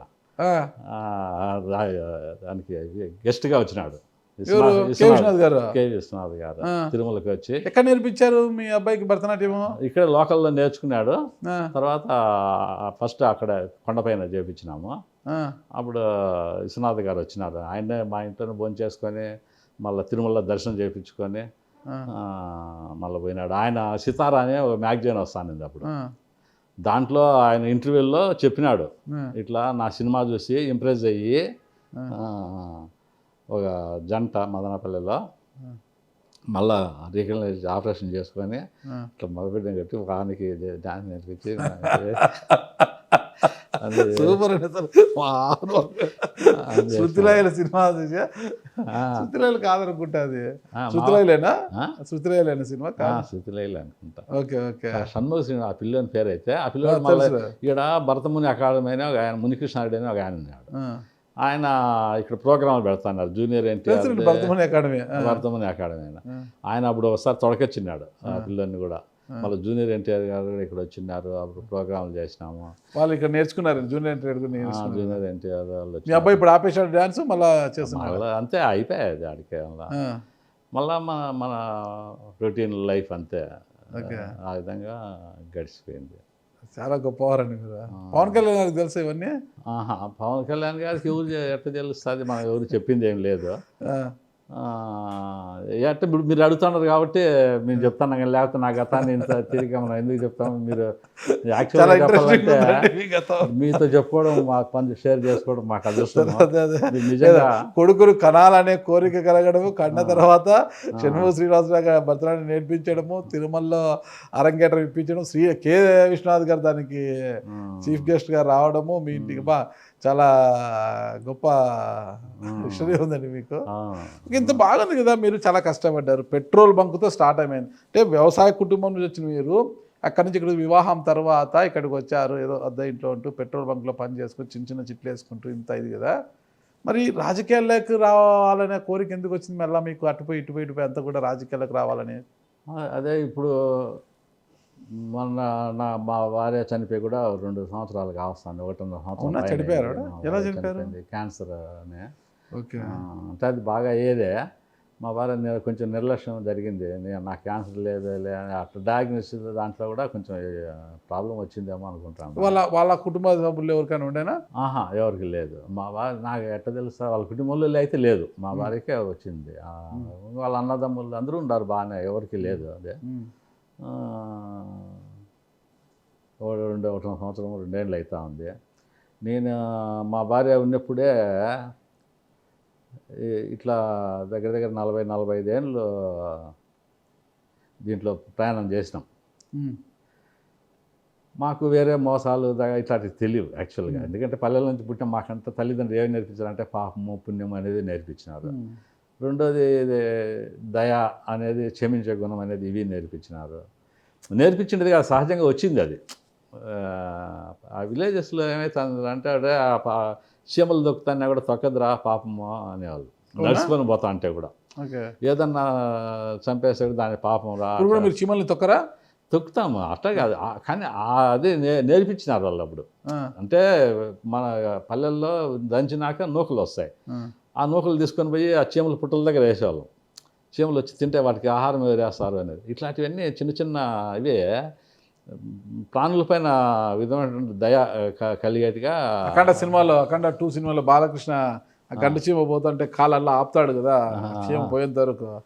అలాంటి సిద్ధాంతం సినిమాలు చేసినంత కాదులే, అట్లా వచ్చింది, ఆ మెంటాలిటీ వచ్చేసింది. నేను అవన్నీ అయిన తర్వాత నాకేమనిపించింది అంటే, ఎన్ని రోజులు కష్టపడినాము, ఇంకేమైనా కానీ కొన్ని రోజులు ఎక్కడన్నా దూరంగా వెళ్ళిపోదామని కూడా అనిపించింది నాకు కొన్ని సందర్భాలలో. అంటే భార్య చనిపోయినాక? చనిపోక ముందే అనిపించింది. అంటే ఈ వ్యాధితో బాధపడేటప్పుడే అట్లా అనిపించింది, వద్దు అంతా బాగానే ఉన్నారు కదా, మనం వెళ్ళిపోదాం ఎక్కడికన్నా అని. సరే ఎక్కడ పోతే బాగుంటుంది, నా కోరిక ఏమరా అంటే నన్ను చూసి ఎవరు సానుభూతి పడకూడదు, నాకుండే మెంటాలిటీ అది. ఓకే. అదే ఇటు అయ్యో పాపం అనేది నచ్చదు. రేపు మనం చనిపోయినప్పుడు కూడా ఇటు బయనాడరా అనేది పేరు కూడా ఉండదు. కొంతమంది సంతోషపడవచ్చు, కొంతమంది ఆనందపడవచ్చు. పోయినాడ్రా, పీడ పోయిందిరా, అది తెచ్చుకోలేదు అనుకుంటాను నేను. కొంతమంది బాధపడవచ్చు, కొంతమంది సంతోషపడవచ్చు. ఈవిడు ఉండాడా లేదా అని తెలియకుండా పోతే అప్పుడు ఈవిడు డిస్కషన్ రాదు కదా. ఎక్కడో వెళ్ళిపోయినాడు, ఎక్కడిపోయినాడు, ఏమో ఉన్నాడో లేదో తెలియదు, అప్పుడు ఎలాంటి ఇదే ఉండదు. ఎందుకు అలాంటి ఆలోచన వచ్చింది మీకు? అదే చెప్తున్నాను, నాకు ఆ విధంగా అనిపించింది ఉండకూడదు. ఎందుకు? ఏదన్నా బలమైన కారణం ఉండాలి కదా. కొడుకు కావాలని వీళ్ళందరూ సెటిల్ అయిపోయారు, నా భార్యకి అనారోగ్యం, సెటిల్ అయినా కూడా వాళ్ళందరూ ఆనందం చూడాలి కదా, 3 ఆడబిడ్డలు, వాళ్ళ పిల్లలు, ఇవన్నీ కొడుకు. మళ్ళీ ఎందుకో నాకు ఇప్పుడు రాజుల కాలంలో ఒకటి ఉండాలి, బాల్యము వృద్ధాప్యము అంతా అయిపోయినాక మళ్ళీ వనప్రస్థావనము అనే దశ వస్తుంది కదా. వనప్రస్థానం అంటే ఏంది, ఉండే రాజ్యాలు అన్నీ వదిలేసుకొని అడవుల్లోకి పోయేసి కందమూలాలు తినుకుంటా పూజ చేసుకుంటా ఏకాగ్రతగా ప్రశాంతమైన జీవితం గడపాలనేది ఉంది. మరి అలాంటి ఇక్కడుంటే జీవితాంతం ప్రశాంతమైన జీవితం మనం గడపలేం కదా అనే ఉద్దేశంతో గుజరాత్ పోయినా. అంటే నేను దేనివల్ల ఉద్దేశం అంటే, నాకు దేవుళ్ళు గుళ్ళు చూడాలనే ఒక చిన్న కోరిక ఉన్నా కూడా, దేశాలు తిరిగేది మంచి ప్రపంచం అంతా చూడాలనేది మంచి కోరిక నాకు మొదటి నుంచి కూడా. టైం దొరికినప్పుడు అంతా బయట దేశాలకు వెళ్ళినా, బయట ఊర్లకు పోయినా, అన్ని చోట్ల తిరుగుతూ ఉంటాం. ప్రకృతిని ఇష్టపడేవాళ్ళం మేము మామూలుగా. అది ఒక ఆనందం, ఏకాగ్రతగా కూర్చుంటే ఈ సృష్టి రహస్యం, ఇంత ప్రపంచము, దీంట్లో మనం గెస్ట్గా వచ్చినాము, ఇంకా మనము ఎన్ని రోజులు మన జీవితకాలం భూప్రపంచం పైన ఇంకెన్ని రోజులు ఉంటుంది, ఇట్లా ఆలోచించుకొని సరే పోవాలంటే ఏం చేయాలా, ఈ ఫోన్లకు దొరకకూడదు, ఇలా సిగ్నల్స్ కూడా దొరకకూడదు, మా నాయన ఆడడానికి కూడా తెలియకూడదని వెళ్ళిపోయినాం.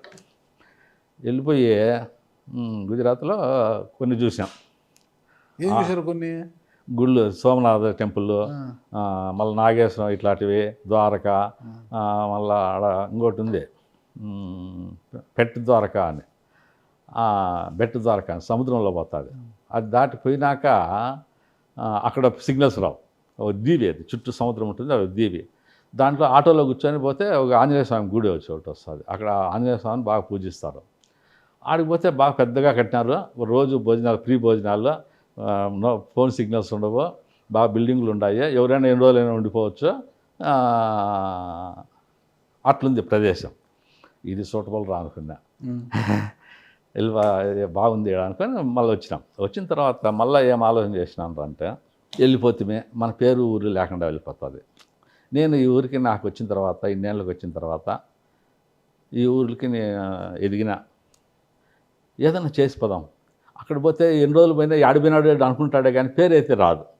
అదే నేను మదనపల్లిలో పేరు ఉండేట్టుగా నేను చేయాలనుకుంటే కొన్ని ఏళ్ళైనా, ఒక 50 ఏళ్ళు, ఇప్పుడు మామూలుగా మనిషి చనిపోతే ఒక వారమో సంవత్సరమో 2 సంవత్సరంలో గుర్తుపెట్టుకుంటే గొప్ప. సంవత్సరం తర్వాత ఏదైనా సందర్భం వస్తే పలానోడు ఉన్నాడు కొన్ని రోజులు అని చెప్పేసి వెళ్ళిపోతారే కానీ గుర్తు అయితే పెట్టుకోరు. మరి కొన్ని రోజులు ప్రజల మనసులో ఒక 50 ఏళ్ళైనా నేను నిలబడాలంటే ఏమన్నా ఏం చేయాలా అని ఆలోచన చేసాను. అప్పుడు నాకేమనిపించిందంటే, అదే రాజకీయాలు లేకపోతే మనం 10 మందికి సహాయం చేయొచ్చు, మనకంటూ ఒక గుర్తింపు తీసుకురావచ్చు, ఇంకా వేరే మార్గం లేదు. ఇప్పుడు రాజకీయ పోలీస్ స్టేషన్ పోయినా నీకు ఎంత ఆస్తుంది ఏమి కూర్చోయని గౌరవం మీరు, డబ్బు చూసి గౌరవం మీరు. అదే వాళ్ళు ఆస్తి ఉన్నా లేకపోయినా అప్పులున్నా ఒక పదవో ఒక రాజకీయం అంటే గౌరవం ఇస్తుంటారు, కూర్చోపని సీట్లు చూపిస్తారు. ఎంఆర్ఓ ఆఫీస్కి పోయినా కూడా ఫలానా అంటేనే గుర్తిపిస్తుంది. మరి ఇంక ఇదే బెస్ట్ అనుకున్నాం. అప్పుడు నాకు నచ్చిండేది వచ్చేసి జనసేన పార్టీ. పవన్ కళ్యాణ్ మళ్ళీ వచ్చినారు, ప్రజలకు ఏదో చేయాలని మళ్ళీ వచ్చినారు. ఆ నుంచి మళ్ళీ అప్పుడే ఆడ ముందు నిలిచిపోను కదా, మళ్ళీ వచ్చినాక నిర్ణయం తీసుకోవాలి కదా. నేను పోయిండేది ఏమి చూసుకొని వచ్చేదానికి, ఏదైతే మనకు సూటబుల్ అని అనుకునేదానికి పోయినాం, ఇదైతే బాగుంది అనుకున్నాం. తర్వాత ఆ నుంచి వచ్చేసినాం. వచ్చిన తర్వాత కుటుంబ సభ్యులు కంగారు పడలేదా? నేను చెప్పింటే కదా వాళ్ళకి కంగారు పడేదాన్ని. కానీ ఎక్కడ పోయినాడు ఏం కథ అది అప్పుడు చెప్పినా, నేను గుజరాత్ పోతాను, ఇట్లా మా ఫ్రెండ్తో పోతాను అని చెప్పిపోయినాం. రైల్లో పోయినాము, మళ్ళీ వచ్చేటప్పుడు ఫ్లైట్ టైం వచ్చిన పోయినాడు. 15 రోజులు నేను ఎప్పుడు ఇంగ్లీష్ పెట్టేసి పోయిందిలే. ఆడిపోయినా కూడా ఇంక ఉంటాయి కదా ఏదో ఒకటి వ్యాపార సాంగత్యాలు. దీంతో మనసాక్షి అనేది ఉంది అనిపిస్తుంది. అంటే భార్య, నలుగురు బిడ్డలు, 3 ఆడబిడ్డలు, ఒక కొడుకుని ఆ భార్య మీద వేసేసి మీరు అలా వనవాసం వెళ్ళిపోతే ఆవిడ ఎలా బతుకుతారు ఏంటి అనేది ఏమైనా ఉందా? ఏమో అప్పుడు అట్లా అనిపించింది.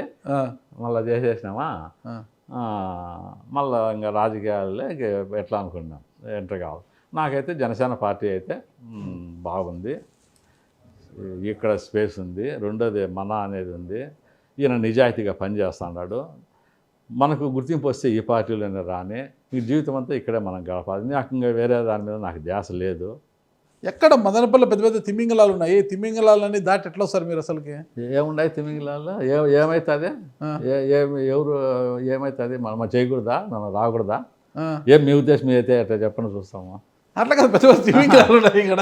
వీళ్ళు అడ్డుకొని అవతల దొమ్మలపాటి రమేష్ ఉన్నాడు, ఈరోజు వస్తే షాజహాన్ ఉన్నాడు, దేశాయి తిప్పారెడ్డి, గంగారం రామదాస్ చౌదరి, మీ పార్టీలోనే గంగారం రామదాస్ చౌదరి ఉన్నాడు. ఇది చాలా మంది, ఇంకా ఇక్కడ రాటకొండ ఫ్యామిలీలో బాబురెడ్డి ఉన్నాడు, ఇక్కడ ఉషమ్మ ఇంకా ఉన్నారు, వాళ్ళు అడుగుతున్నారు. ఇక్కడ ఇలా చుట్టూ ఒక వలయంలా ఏర్పడింది. అసలు ముఖ్యంగా పెద్దిరెడ్డి వాళ్ళ ప్రభావం ఎక్కువ ఉంటుంది ఈ నియోజకవర్గం మీద, పెద్దిరెడ్డి కుటుంబం యొక్క ప్రభావం ఎక్కువ ఉంటుంది. వీళ్ళన్నింటినీ తట్టుకొని ఎట్లా నిలబడతాం అనుకున్నారు మీరు అసలుకి?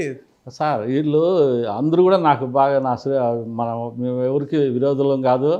ఇప్పుడు తిప్పారెడ్డి అన్నారు, ఆయన మా ఫ్యామిలీ, మన ఇంట్లో ఏం ఫంక్షన్ జరిగినా ఆడికి పోతా వస్తూ ఉంటాము.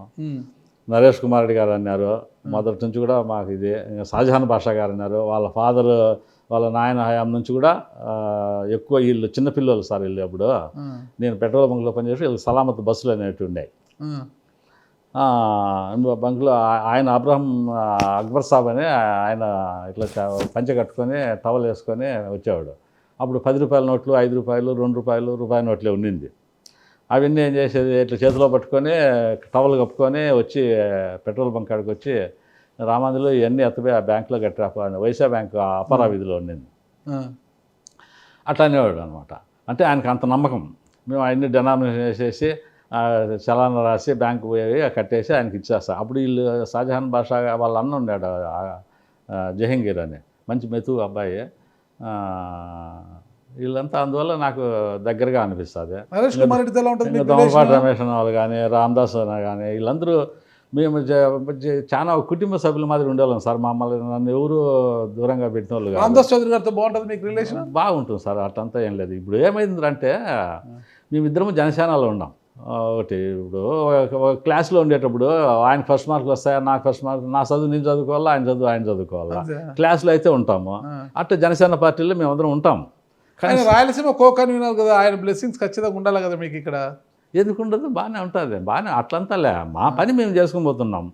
నా దృష్టిలో నేను పవన్ కళ్యాణ్ గారికి జనసేన పార్టీకి ఏం చేయగలను, ప్రతి పల్లె తిరిగినా నేను. ఎలక్షన్లకు ముందు ప్రతి పల్లె కూడా తిరిగినాం, ప్రతి ఇండ్లు గడప గడప తిరిగినాం. ఇక్కడ బలిజల ఐక్యంగా ఉండేదానికి ఐక్యస్వామి ఒకటి పెట్టి మీటింగ్ కూడా పెట్టాం నేను. మళ్ళా వంగవీటి రాధా వచ్చినప్పుడు కూడా మీటింగ్ చేసాం, దాసరి రాము వచ్చినప్పుడు కూడా మీటింగ్ అరేంజ్ చేసుకున్నాం. ఇట్లా ప్రతి ఇల్లు తిరిగినాం సార్. నియోజకవర్గం మొత్తం ఆల్మోస్ట్ ఆల్ తిరిగినా.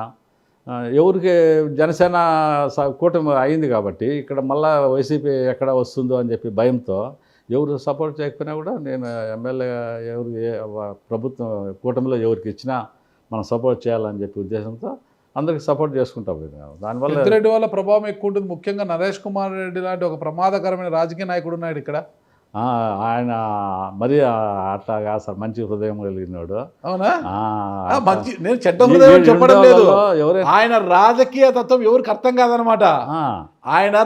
ఆయన పైనకి మాత్రమే ఒక షేడ్ ఉంటుంది, ఇంకొక షేడ్ ఏంటో అనేది ఎవరికి అర్థం కాదు. ఆ తెలియని షేడ్ ఇంకోటి ఉంటుంది ఆయన నరేష్ కుమార్ రెడ్డి గారికి. ఓకేనా? చాలా ప్రమాదకరమైన రాజకీయ నాయకుడు అంటుంటారు ఆయన అందరూ కూడా. ఇప్పుడు మిమ్మల్ని అంటానులే, అబ్బా ఆయన దగ్గర ఇంటర్వ్యూ తీసుకోవద్దు, ఇటు చేసి అటు చేసి నిన్ను తగిలిస్తాడు ఎక్కడో చోట, లేనిపోయిన క్వశ్చన్లు అడిగి కాంట్రవర్సీ చేస్తాడు నాగరాజు సారు అని నేను చెప్పిన. ఆయన పెద్ద పెద్ద వాళ్ళతో ఇంటర్వ్యూ చేసే వ్యక్తి. అట్లా ఆయన వచ్చి నాకు చేస్తా అంటే నాకు కావాల్సిన నాకు అది కోరిక. ఇలాంటివి అనమాట మీరు. నా అదృష్టం అది. శృతిరాయల సినిమా చూసి కొడుకుని కానీ డాన్స్ నేర్పించి అరంగేట్రాలు చేయించారు కదా. ఇలాంటి చాలా విషయాలు మీ దగ్గర ఉన్నాయని నేను వచ్చానమాట.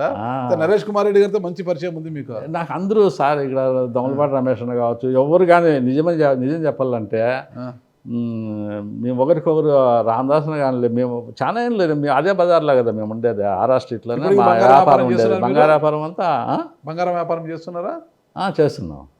బంగారు వ్యాపారం కూడా నాకు ముందే మాది బంగారు వ్యాపారం కాదు కదా. మదనపల్లిలో నేను ఫస్ట్ ఏమీ అనేది తెలియకుండా, బంగారుకి ఇతరులకి తేడా తెలియకుండా వ్యాపారం పెట్టినది మేమే. మామూలుగా అయితే కులవృత్తి వంశపారంగా వస్తుంది, వాళ్ళ నాయనగారు వాళ్ళు చేసుకొని. లేదా అంటే ఆ వ్యాపారం చేయాలంటే మనం పోయి ఎక్కడన్నా ఒక షాప్లో ఉద్యోగం చేసో గుమస్తాగా చేసో అది వ్యాపారం తెలుసుకొని అంగడి పెడతారు. నేను ఆ విధంగా కాదు, నేరుగానే పెట్టినాము. వ్యాపారాన్ని బాగా అభివృద్ధి చేసినాము, మంచి పేరు వచ్చింది. ఫస్ట్లో ఆర్ఆర్ జ్యువెలరీస్ అంటే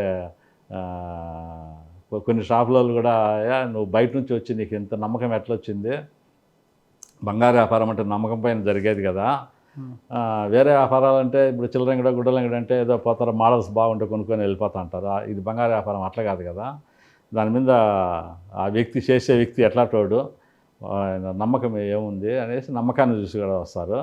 మేము ఈ ఊర్లలో పుట్టినాము, మా పిల్లలు ఇక్కడ చదివినారు, మేము ఈ ఏరియాలో వ్యాపారాలు చేసినాము, అయినా మాకంటే నీకు ఎక్కువ వ్యాపారం జరుగుతుంది ఎట్లా అనేసి అది ప్రజల్లో ఉండే నమ్మకం. అదే నమ్మకాన్ని, వ్యాపారంలో మీపై పెట్టుకున్న నమ్మకాన్ని రాజకీయాల్లో ప్రజలు మీ పైన పెట్టుకుంటారంటారా? నిజాయితీ అనేది ఎక్కడున్నా కూడా ఎందుకు పెట్టుకోరు? ఇప్పుడు మనం రాజకీయాల్లో నిజాయితీ ఉందా? కొంతమంది రకరకాలు చేసుకోవచ్చు సార్. నిజాయితీ అంటే మీ ఉద్దేశంలో ఏమనుకుంటాను? రాజకీయాలు అంటే అదేమన్నా మైకులు పెట్టుకొని లేదా మీటింగులు చెప్పేసి పెట్టుబడి వ్యాపారము మామూలు లక్షల్లో పెట్టేదని చిన్న వ్యాపారం పెట్టేది, రాజకీయం చేయాలంటే కోట్లలో పెట్టుబడి పెట్టాలి. పెట్టుబడి పెట్టిన తర్వాత మనకి ఏదైనా పవర్ వస్తే ఆ పవర్ ద్వారా పెట్టిన కోట్లు సంపాదించుకోవాలన్నమాట. అది మీకు తెలిసిన రాజకీయమేమో కానీ మీకు తెలిసిన రాజకీయం, మాకు తెలిసిన రాజకీయం అయితే ఏంటంటే, నేను ఇప్పుడు మీకు మొదట్లో చెప్పిన నాకు అలాంటి ఇష్టం లేదు, డబ్బు సంపాదించాలని కోరికతో నేను ఇక్కడ రాలే. సంపాదించేశారా? నాది అట్లా అని చెప్పి నేను చెప్పడం లేదు, నాకు ఎక్కువ అయిపోయింది అని కూడా నేను చెప్పడం లే. నాకు సరిపోయేంత తినడానికి ఉండడానికి సరిపోయేంత నాకు ఉంది. అంతవరకు నాకు చాలు. మిగతాది పిల్లలకు ఉంది, వాళ్ళు ఏమి ఇంకా ఎంత దానికి ఒక లిమిట్ లేదు, ఒక అంటూ సంపాదనకి ఎక్కడి నుంచి వస్తుంది. ఇప్పుడు అది లేదు, అంతం లేదు వైసీపీ అన్నట్టుగా. లక్షల కోట్లు ఎంతమంది లేదు, అది దాంట్లో పోటీ పడలేం. నువ్వు మళ్ళీ మంచితనంలో పోటీ పడవచ్చు, సేవ చేసే దాంట్లో పోటీ పడవచ్చు, కానీ డబ్బు సంపాదించే దాంట్లో ఈ కాలంలో పోటీ పడాలంటే నెగ్గకి రాలేం. మనశ్శాంతి కూడా ఉండదు, కరువు అయిపోతుంది ఉండేది. అట్లా పోతుంది మళ్ళీ. మరి ధనం ఎక్కువ కొద్దికి మనుషుల మనశ్శాంతి కూడా కరువు అవుతుంది, కరువు అయిపోతుంది. ఒక భయం అనేది స్టార్ట్ అవుతుంది. డబ్బు ఇప్పుడు ఎవరు ఎప్పుడు దాడులు చేస్తారు, ఇంకా దాంట్లో పోటీ పడలేము. సుఖాలు డబ్బుకు లిమిట్ లేదు కదా. ఇప్పుడు కోట్లలో ఇన్ని కోట్లు ఉన్నాయి, ముందు ₹1,00,00,000 అంటే మేమంటాను సంవత్సరానికి 10,000 వస్తే చాలు సార్ అనుకోండి కాలం నుంచి ఎదిగిన వాళ్ళు. ఇప్పుడు నాకు ఉండే ఎయిమ్ ఒకటే, నా దృష్టి అంతా ఒకటే. నేను కొన్ని ఏళ్ళ వరకు గుర్తింపు జనాలు ఉండాలా, నేను 10 మందికి మంచి చేయాలా అనే ఉద్దేశం తప్పితే నేను ఖర్చు పెడతాండా దాంట్లో ఇంకా నాకేదో చేసేయాలా ఏమో చేయాలని కాదు. రెండోది జనసేనను నేను అభివృద్ధి చేయాలా, ఇక్కడ కొంచెం నా శక్తి కొద్దీ దాని పార్టీకి నేను సపోర్ట్ చేయాలా అనేటటువంటి ఉద్దేశము.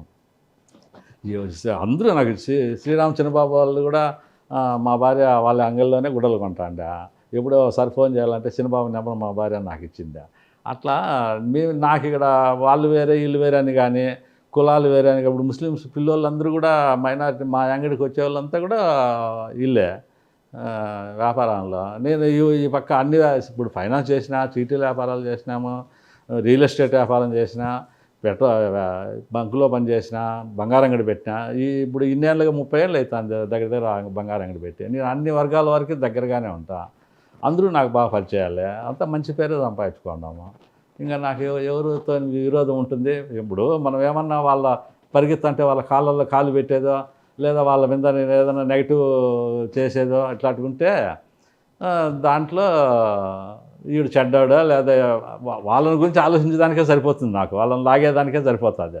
నా పురోభివృద్ధిని నేను ఎగబడలేను కదా.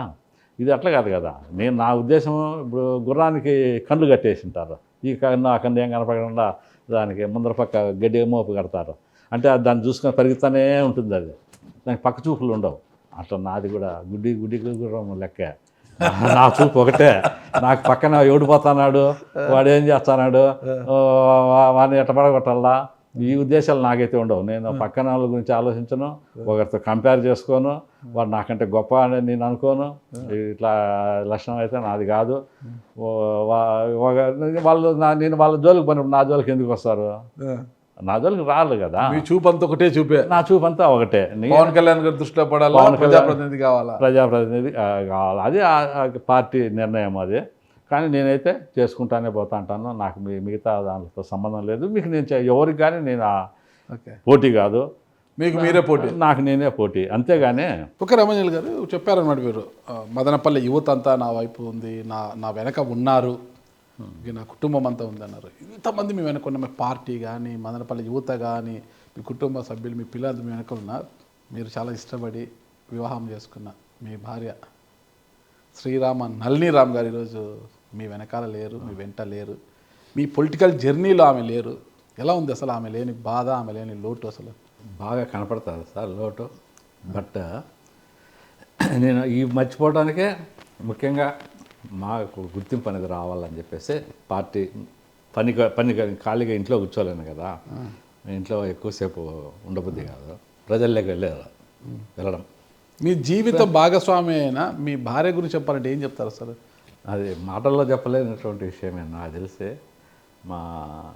నేను ఇష్టపడి చేసుకునేటువంటి సంసారం కదా మా భార్యను. ఆమెలో నచ్చిన గుణం ఏంటి? నాకు చేదోడుగా ఉండి ఏ టైంలో ఇంటికి వచ్చినా కూడా వండి పెట్టి వేడివేడిగా సపోర్ట్గా ఉన్నది. ఎంత ఉన్నా కూడా నన్ను ఎప్పుడు కానీ నువ్వేం చేస్తున్నావు, ఎంత సంపాదిస్తున్నావు అలాంటి ప్రశ్నలు అయితే రావు. ఎంత ఖర్చు పెడతా ఉంటారు, ఎంత ఆదాయం వచ్చింది మన పిల్లల కోసం, అదైతే మాకు ఎప్పుడు లేదు. ఏంటంటే ఒక నమ్మకం, ఈయన ఏం చేసినా బాగా మంచి చేస్తాడు, కుటుంబం కోసం ఎంత చేసినా పాటుపడతాడు అనేది ఆ ఫెయిత్ ఉంది.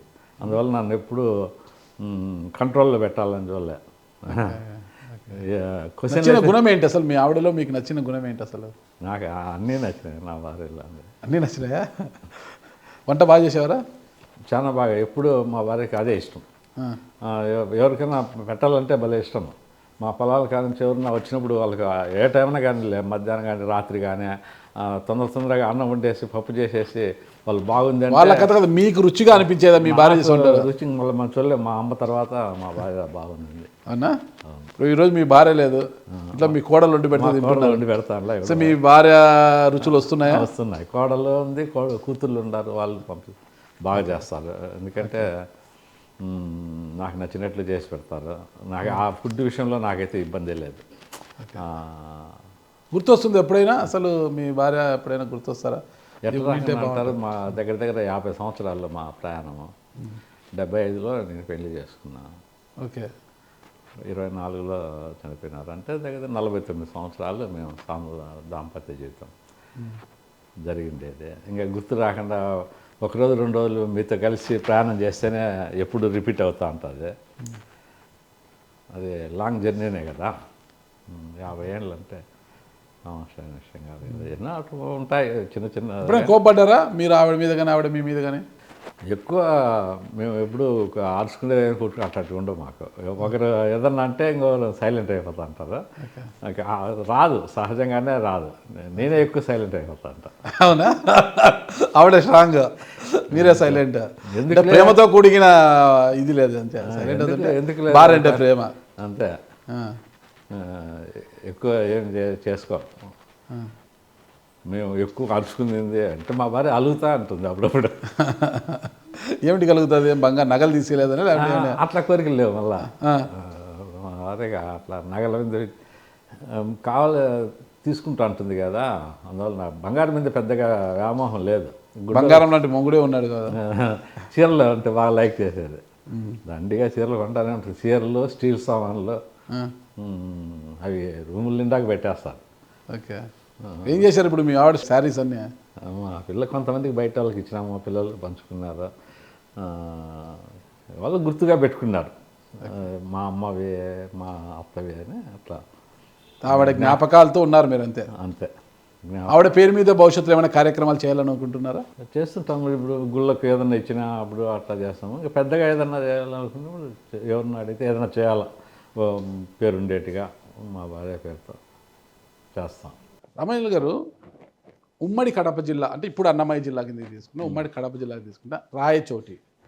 రాయచోటి అంటేనే అందరూ కూడా సుగవాసి కుటుంబం అడ్డా. అది పాలకొండరాయుడు, సుగవాసి పాలకొండరాయుడు అంటేనే ఒక బ్రాండ్ అది. ఓకేనా? అలాంటి కుటుంబం నుంచి మీరు కోడల్ని తీసుకొచ్చుకున్నారు. మీ కొడుక్కి వాళ్ళ కుటుంబం నుంచి వివాహం చేసుకున్నారు. అంటే రాజకీయంగా ఆ కుటుంబం నుంచి మీకు ఎలాంటి సహకారం ఉంటుంది? అంటే సుగవాసి పాలకొండరాయుడు గారు కుమారులు ఇద్దరు ఉన్నారు, సుగవాసి బాలసుబ్రహ్మణ్యం గారు ఉన్నారు, సుగవాసి ప్రసాద్ గారు ఇప్పుడు టీడీపీ పార్లమెంట్ ఇన్ఛార్జిగా ఉన్నారు, రాజంపేట పార్లమెంట్ ఇన్ఛార్జిగా ఉన్నారు. ఆయన ఆ కుటుంబం నుంచి మీకు ఎలాంటి సహకారం ఉంటుంది అసలు? వాళ్ళు టీడీపీ నుంచి ఉన్నాడు ప్రసాద్ బాబు గారు, వాళ్ళ కుటుంబం నుంచి నాకు మంచి సపోర్టే ఉంటుంది సార్. అంతేగాని నాకు అవసరమే ఉంది. నాకు పవన్ కళ్యాణ్ గారు ఉండేటంత వరకు, జనసేన ఉండేంత వరకు ఏదైనా అవసరమైతే చేస్తారు. అంతేగాని అవసరమైతే చేస్తారు. దాని వరకు నాకు అనిపించలే ఇంకా అవసరం ఉంటుంది అనేసి. ఏదన్నా ఉమ్మడి అందరం కలిసి ఉన్నాం కాబట్టి టీడీపీ జనసేన దాంట్లో నాకు ఏదైనా కోఆపరేట్ చేయొచ్చు వాళ్ళు. ఓకే. ముఖ్యంగా నాకు చేయాల్సింది వచ్చేసి జనసేన పవన్ కళ్యాణ్ గారే నాకు ఏమైనా చేయాలి అంతే. పాలకొండరాయుడు గారితో మీకు బాగా సఖ్యత ఉండేదా? బాగా మాట్లాడుతున్నాడు ఆయన రాజకీయాల గురించి చెప్పేవాడు. ఆయన ఆ కాలంలో మేము ఇట్ట చేశాము, కనీసం వేలల్లో వందల్లోనే వాళ్ళ నా ఖర్చు అంతా, నేను ఎంపీగా అయినప్పుడు అప్పుడంతా ఇట్లా డబ్బులకు ఎక్కువ ఖర్చు పెట్టేవాళ్ళు కాదని ఆ విధంగా చెప్పారు. ఇప్పుడు డబ్బుల రాజకీయం అయిపోయింది. ఇప్పుడు అంతా ఎంత ఇస్తారు అట్లా రాజకీయాలు అయిపోయినాయి. ముందు ఆయన ప్రస్తావన అంతా డిస్కషన్లో బాగా చెప్పేవాడు. ఇక్కడ ఎమ్మెల్యే నారాయణ రెడ్డి గారు ఆయన మంచి క్లోజ్ అని చెప్పినాడు అప్పుడు కూర్చొని. మంచి వ్యక్తి ఆయన. పాలకొండరాయుడు గారు ఆయన రాజకీయ అనుభవం అంతా చెప్తా వచ్చాడు. రామారావు గారితో ఆయన జర్నీ, ముందు ఇండిపెండెంట్గా ఆయన పోటీ చేయడము ఏనుగు గుర్తుపైన, అప్పుడు కేరళ నుంచి ఏనుగులు తెప్పించేసి ఊరేగింపు చేసిండేది. మంచి సంబంధాలు ఉన్నాయి, బాగా జరుగుతుంది. ఇప్పుడు కూడా సుబ్రహ్మణ్యం అనగానే రాజకీయ పార్టీలు వేరైనా బంధుత్వాలు ఎక్కడ పోతాయి, అఫెక్షన్ ఎక్కడ పోతాయి. ముందు దీనికి కదా ప్రిఫరెన్స్ వల్ల ఏది ధర్మంగా ఉంది చేయాలనిపిస్తే చేస్తారు. ఓకే, జనసేనలో చేరిపోయిన తర్వాత అంటే శ్రీరామ రామాంజనేయులు అనే ఒక నాయకుడు మదనపల్లిలో ఉన్నాడు అని మీ జనసేనాని రాష్ట్ర ఉప ముఖ్యమంత్రి పవన్ కళ్యాణ్ గారికి తెలుసా? తెలుసు. మేము జాయిన్ అయ్యిందే సార్ దగ్గర సార్, భీమవరంలో జాయిన్ అయినా నేను, నా అబ్బాయి ఇద్దరం పోయేసి భీమవరంలోనే కలిసినాము. చాలా సార్లు 2-3 సార్లు కూడా సార్ని కలసడం జరిగింది. ఉండారు, పని చేస్తున్నాడు బాగా అనే విషయం అయితే తెలుసు సార్. ఇప్పుడు ఆయన కలవాలంటే కష్టం. ఇప్పుడు అయితే ప్రధాన కార్యదర్శి తల్లూరి శ్రీరామ్ గారు, మనోహర్ గారు, Hariprasad sir, MLC media Hariprasad sir, వీళ్ళని కలిసి వస్తుంటారు. ఓకే, ఇటీవల కూడా 2 నెలల క్రితం మేము రామ్ తాల్లూరి గారిని కలిసినట్టుగా ఉంది. 2 సార్లు కలిసినాము సార్. రామ్ తల్లూరి గారిని కలిసి మదనపల్లి విషయాలు మాట్లాడినాము. రెండోది ఇప్పుడు నేను ఏదన్నా ప్రజలకు చేయాలన్నా నాకైతే ఇంతవరకు పార్టీ క్యాడర్ ఏదైనా లేదు, పదవి ఏదైనా అయితే ఇది లేదు. అంటే పార్టీ కూడా ఇంతవరకు ఎవరికి ఇవ్వలేదు అనుకోండి. ఇంకా ఇప్పుడు మనకి ఏదన్నా పార్టీ పదవి ఉంటేనే కదా నేను ఏమైనా కార్యకర్తలకు కానీ ప్రజలకు కానీ నేను ఏమైనా సహాయం చేయగలను. దానికోసం అని చెప్పేసి వాళ్ళకి కలిసి చెప్పినాను. మాకు ఏదన్నా దానికన్నా ముందు ఇక్కడ మీకు రాయలసీమ కో కన్వీనర్ గంగారపు రామదాస్ చౌదరికి అనుమతి ఉండాలి కదా, మీకు ఏదైనా పదవి రావాలంటే ఆయన ఒప్పుకుంటారు మీకు ఏమైనా పదవి ఇస్తానంటే? అది పార్టీ అధిష్టానం కదా, వగరితోనే ఎట్లా ఎదుగుతుంది అంటే ఇప్పుడు అక్కడే కన్వీనర్ గానే జరిగిపోవాలన్నా, వేరే వాళ్ళు నాయకులుగా ఎదగకూడదు. మీ ఉద్దేశం ఎట్లా ఉంటుంది అనుకుంటున్నారు? అంటే ఆయన ఒప్పుకోవాలి కదా అంటున్నా, కో కన్వీనర్ ఒప్పుకోవాలి కదా రామాంజనేయులు గారికి. పార్టీ అధిష్టానం పవన్ కళ్యాణ్ గారు ఒప్పుకోవాలి, కానీ ఇది మిగతా వాళ్ళతో మాకేం సార్. మిగతా ఇప్పుడు ఏం చేస్తున్నారు, క్షేత్రస్థాయిలో ఎవరు కష్టపడుతున్నారు, ఎవరు ఖర్చు పెట్టగలుగుతా ఉన్నారు అనేది వాళ్ళకి తెలియదు. నిజాయితీగా పనిచేసే వాళ్ళని గుర్తిస్తాడు. ఆలస్యం అవుతుందేమో కానీ వాళ్ళకి తెలియడానికి ఆలస్యం కావచ్చునేమో కానీ నాకు తెలిసి పవన్ కళ్యాణ్ గారు తెలుసుకోకుండా ఉండరు అనేది నాకు తెలుసు. ఆయన బయటపడ ఆయన కలవడానికే కష్టం అంటున్నారు కదా, అలాంటిది మీకు పవన్ కళ్యాణ్ గారు మీ గురించి ఎలా తెలుసుకుంటారు? ఆయన ఇప్పుడు పార్టీ నాయకుడు నడిపేటప్పుడు ఏరియాలో నాకు బలం ఉంది. ముందు అప్పుడు ఎలక్షన్లప్పుడు మదనపల్లి కూడా గెలవగలిగే, రాయలసీమలో గెలవగలిగే నియోజకవర్గాల్లో మదనపల్లి కూడా ఉంది. మదనపల్లి కానీ తిరుపతి కానీ చిత్తూరు కానీ ఈ విధంగా లెక్కేసుకుంటే మదనపల్లిలో ఇక్కడ అభిమానులు ఎక్కువ ఉన్నారు. జనసేన గెలవగలిగే స్టేజ్ ఇక్కడ ఉంది ఎక్కువగా. కాబట్టి ఆయన మదనపల్లి మీద దృష్టి అయితే మొదటి నుంచి కూడా పెట్టే ఉన్నారు. కాబట్టి మదనపల్లిని టేకప్ ఇప్పుడు ఇక్కడ మదనపల్లిలో టీడీపీ ఎమ్మెల్యే ఉన్నారు. సెకండ్ ప్లేస్ జనసేనకు ఇస్తేనే బలం పుంజుకుంటుంది అని మేము అనుకుంటున్నాం సార్. జనసేన పుంజుకోవాలంటే జనసేనకు మంచి పదవులు, ఇక్కడ ఉండే నాయకులకు మంచి పదవులు ఇవ్వాల, ప్రజల్లో నుంచి మంచి పేరు తెచ్చుకోవాలి. ఏంది రామదాస్ చౌదరి గారు కో కన్వీనర్ ఉన్నారు, వాళ్ళ నక్కలు తిన్న శివ అనుకుంటా ఆయన మార్కెట్ కమిటీ చైర్మన్ ఇచ్చారు. ఇంకొక ఆయన మహేష్ అనుకుంటా, ఆయనకు ఏపీఐసిసి డైరెక్టర్ ఇచ్చారు. ఇప్పుడు కూటమిలో ఉండేటప్పుడు కొన్ని పదవులు అంతా కూడా 30% 20% అనేది కేటాయించుకుంటారు సార్. ఇప్పుడు జనసేనకు మార్కెట్ యార్డ్లు మొత్తం స్టేట్ వైడ్ ఉన్నాయనుకుందాం రాష్ట్రం మొత్తంలో. దీంట్లో జనసేనకు ఎన్ని ఇచ్చినారు, 10 15 ఇచ్చినారు అనుకుంటే ఆ 10 15 ఎవరెవరికి ఇవ్వాలని చెప్పి కేటాయించుకుంటారు. ఇప్పుడు మదనపల్లి పెద్దది, దానికి జనసేన కేటాయిస్తారు. పిల్లేరు లేదా వాయిల్పాడు, తమ్మలపల్లి, ఇంకో ఆ పక్క ఉత్తరాంధ్ర ఆ సైడు ఇచ్చుకుంటారు అనమాట. అట్లనే మిగతా పదవులు కూడా ఇప్పుడు అదేంది పార్టీ పదవులు, తర్వాత వచ్చేసి మున్సిపల్ చైర్మన్ పదవులు ఇట్లా ఉంటాయి కదా. ప్రతి దాంట్లో కూడా మాకు జనసేనకు కోటా ఇవ్వాల్సిందే కదా. ఇప్పుడు స్టేట్ మొత్తం మీద మున్సిపల్ కార్పొరేషన్లో కార్పొరేటర్లు ఎన్ని ఉన్నాయి, పంచాయతీలు ఎన్ని ఉన్నాయి, మున్సిపాలిటీలు ఎన్ని ఉన్నాయి, ఈ విధంగా లెక్క వేసుకొని దాంట్లో జనసేనకు రావాల్సిన ఉమ్మడి ప్రభుత్వం కదా, జనసేనకు కొన్ని ఇవ్వాలి కదా. ఆ ఇచ్చే వంటల్లో ఆ కోటా తీసుకుంటారన్నమాట. తీసుకొని ఇది ఎక్కడైతే మనకు బలంగా ఉందో, మనం ఎక్కడైతే అభివృద్ధి చేసుకోవాలనుకుంటున్నామో ఆ ఏరియా వాళ్ళకు కేటాయిస్తారు జనసేన మెంబర్స్ను. అట్లా అన్ని పదవుల్లో ఇవ్వాల్సిందే కదా. జిల్లా హెడ్ క్వార్టర్ రాయచోటి నుంచి మదనపల్లికి రావడం మీకు కొద్దిగా అనుకూలించిన అంశమేనా? చాలా గొప్ప విషయం కాదు సార్. మదనపల్లి ముందే పొరపాటు జరిగింది. అది అప్పుడే ఇచ్చిండాల్సింది. మదనపల్లి రాయచోటికి ఇచ్చేది రాజకీయ కోణాల్లో వాళ్ళు చేసుకొని జరిగింది, కానీ లేదని ఆ విధంగా జరిగిన దానివల్ల కూడా మదనపల్లికి ఒక విధంగా మంచిదేమో అనిపిస్తుంది. అక్కడి నుంచి అంటే రాయచోటి ప్రజలకు అన్యాయం జరిగింది అనిపిస్తుంది, అది ఒకటి బాధ. కానీ మదనపల్లి పోరాటం చేసిండే దాంట్లో కానీ ఇప్పుడు ఏదైనా ఒక పదవి ఊరికే వచ్చింది అనుకోండి, దానికి అంత ఇంప్రెషన్ ఉండదు. దాని మీద కొట్లాడి దానికోసం ఎదురు చూసి దానికోసం తప్పించి 2 ఏళ్ళ తర్వాత సంవత్సరం తర్వాత తీసుకుంటే వచ్చే ఆనందం వేరే. వెంకటేశ్వర స్వామి గుడికి దర్శనానికి పోతాను నేరుగా వేసి పెట్టేస్తే అంత ఇది అనిపించదు, ఇదిగా ఉండదు. అదే క్యూలో నిలబడి ఒకరోజు 4 గంటలు 5 గంటలు కష్టపడి దేవుని దగ్గర పోతే స్వామి బాగుంటుందా మీకు అప్పుడు ఆనందం? అది ఆనందం అదే కదా. ఇప్పుడు అంటే క్యూలో నిలబడి 4-5 గంటలు నిలబడి దేవుని దర్శనం చేసుకునే ఆనందమా మీకు? ఆనందం వేరే కదా. ఇప్పుడు మీరు సరే ఆనందం వేరే అని చెప్తున్నారు కదా. అవును. రేపు పొద్దున మీ అదృష్టం కలిసి వచ్చి పవన్ కళ్యాణ్ గారు మిమ్మల్ని గుర్తించి మదనపల్లి నుంచి జనసేన ఎమ్మెల్యే అభ్యర్థి గారి బరిలోకి దింపి మీరు గెలిస్తే ఒక ఎమ్మెల్యేగా ప్రోటోకాల్ ఉంటుంది మీకు అక్కడ. ఏమి 4-5 గంటలు అవసరం లేదు, అరగంటలో దర్శనం అయిపోతుంది. అలాంటి దర్శనానికి వెళ్తారా? సామాన్య భక్తుల్లాగా క్యూలలో 4-5 గంటలు వెళ్ళి దర్శనం చేసుకొని వస్తారా? అది ఎట్లా ఉండే అవకాశాన్ని వాడుకుంటాం కదా. రెండోది ఎట్లా అంటే ప్రోటోకాల్ ఉంటే మనకు పనులు ఉంటాయి, దేవుని దర్శనం చేసుకొని వచ్చేస్తాం. అంటే నేను చెప్పేది ఒక కారం ఎక్కింది అనుకో సార్, అప్పుడు తీపి తింటే దానికి టేస్ట్ వేరుగా ఉంటుంది. ఒట్టి కారం రుచే మీకు తెలియనప్పుడు తీపి పెడితే ఏం తెలుస్తుంది, తీగ దాని వాల్యూ తగ్గుతుంది. తీపి అనిపిస్తుంది కానీ దాని వాల్యూ పెరుగుతుంది.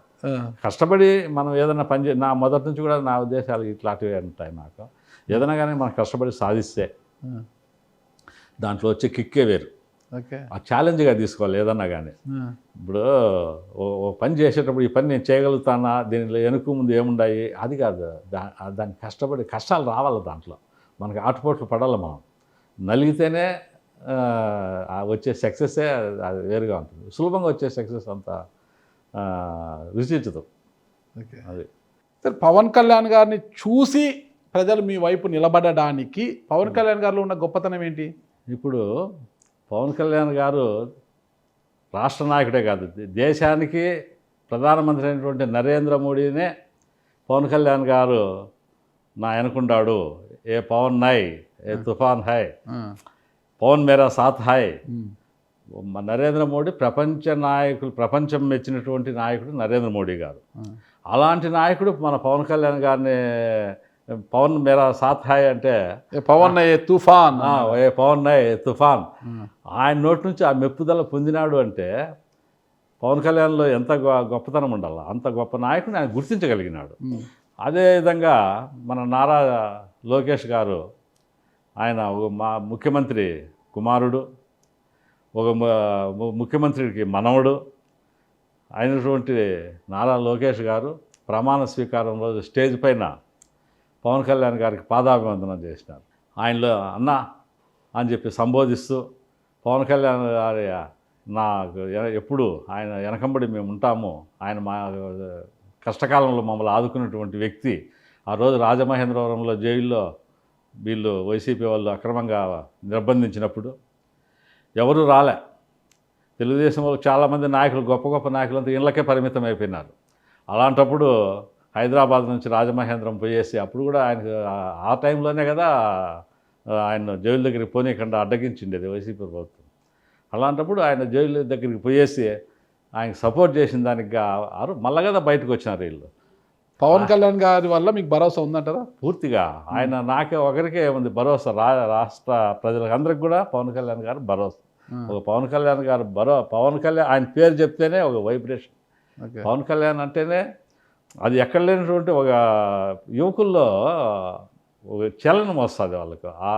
దాంతోనే వాళ్ళు ముందుకు పోతూ ఉన్నారు. వాళ్ళు దానికోసమే వాళ్ళు పనిచేస్తూ ఉన్నారు. నాకు పవన్ కళ్యాణ్ అనేది ఒక శక్తి.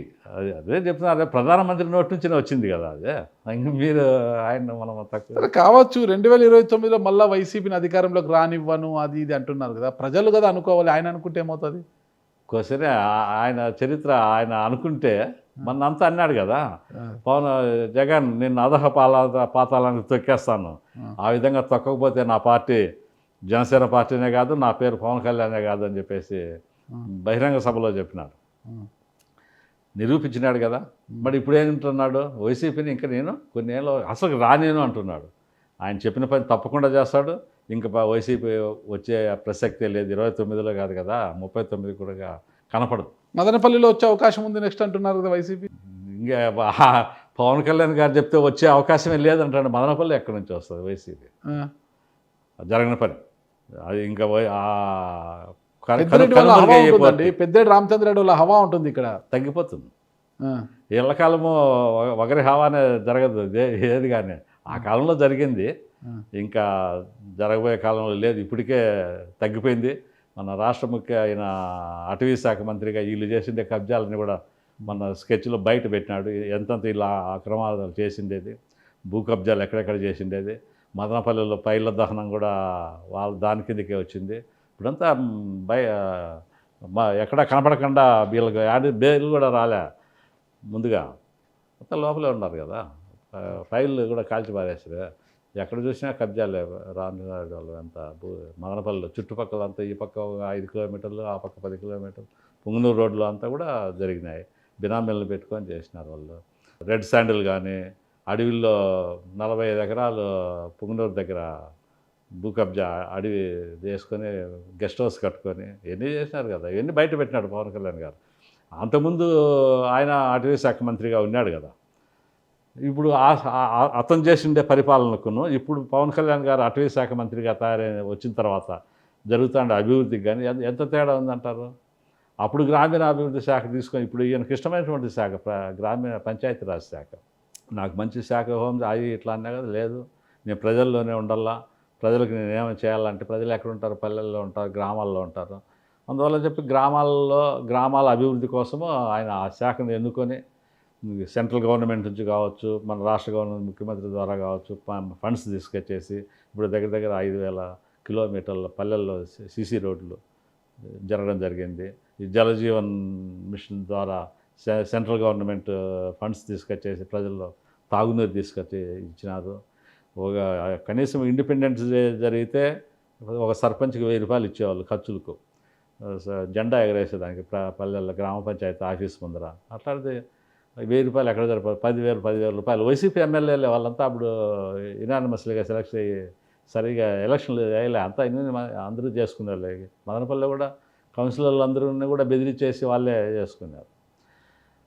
అట్లా చేసుకుని వైసీపీ సర్పంచ్లు ఉండే చోట కూడా మన పవన్ కళ్యాణ్ గారు వాళ్ళకి ఫండ్స్ ఇస్తూ వచ్చినారు.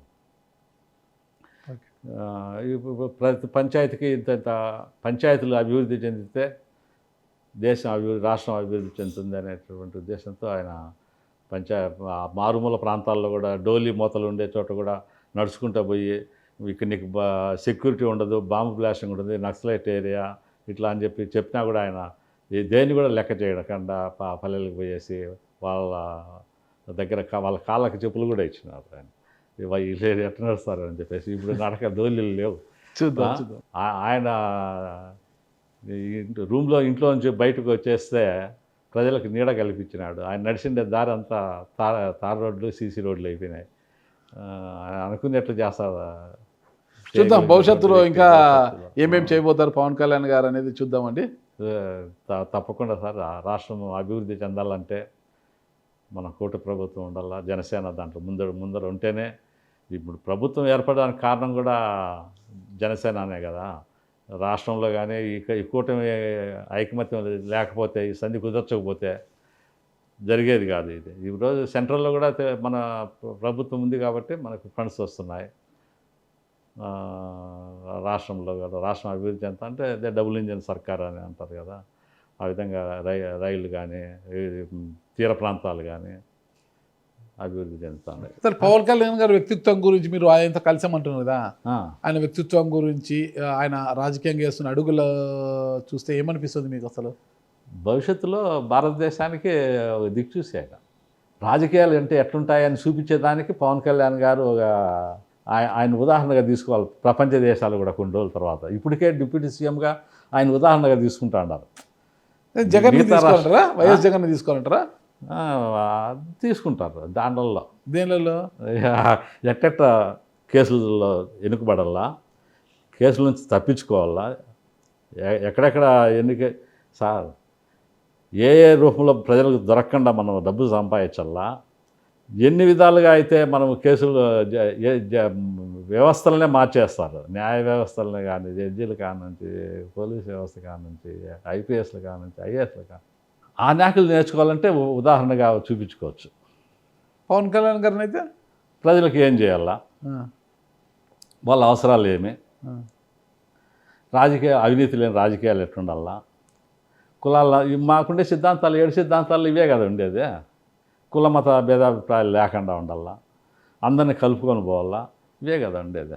సరే, ఓవరాల్గా రాజకీయాల్లోకి వచ్చారు, పవన్ కళ్యాణ్ గారు ఏంటి నడుస్తున్నారు ఏంటి, త్వరలో స్థానిక సంస్థల ఎన్నికలు రాబోతున్నాయి, ఐ థింక్ జూలైలో అనుకుంటాను.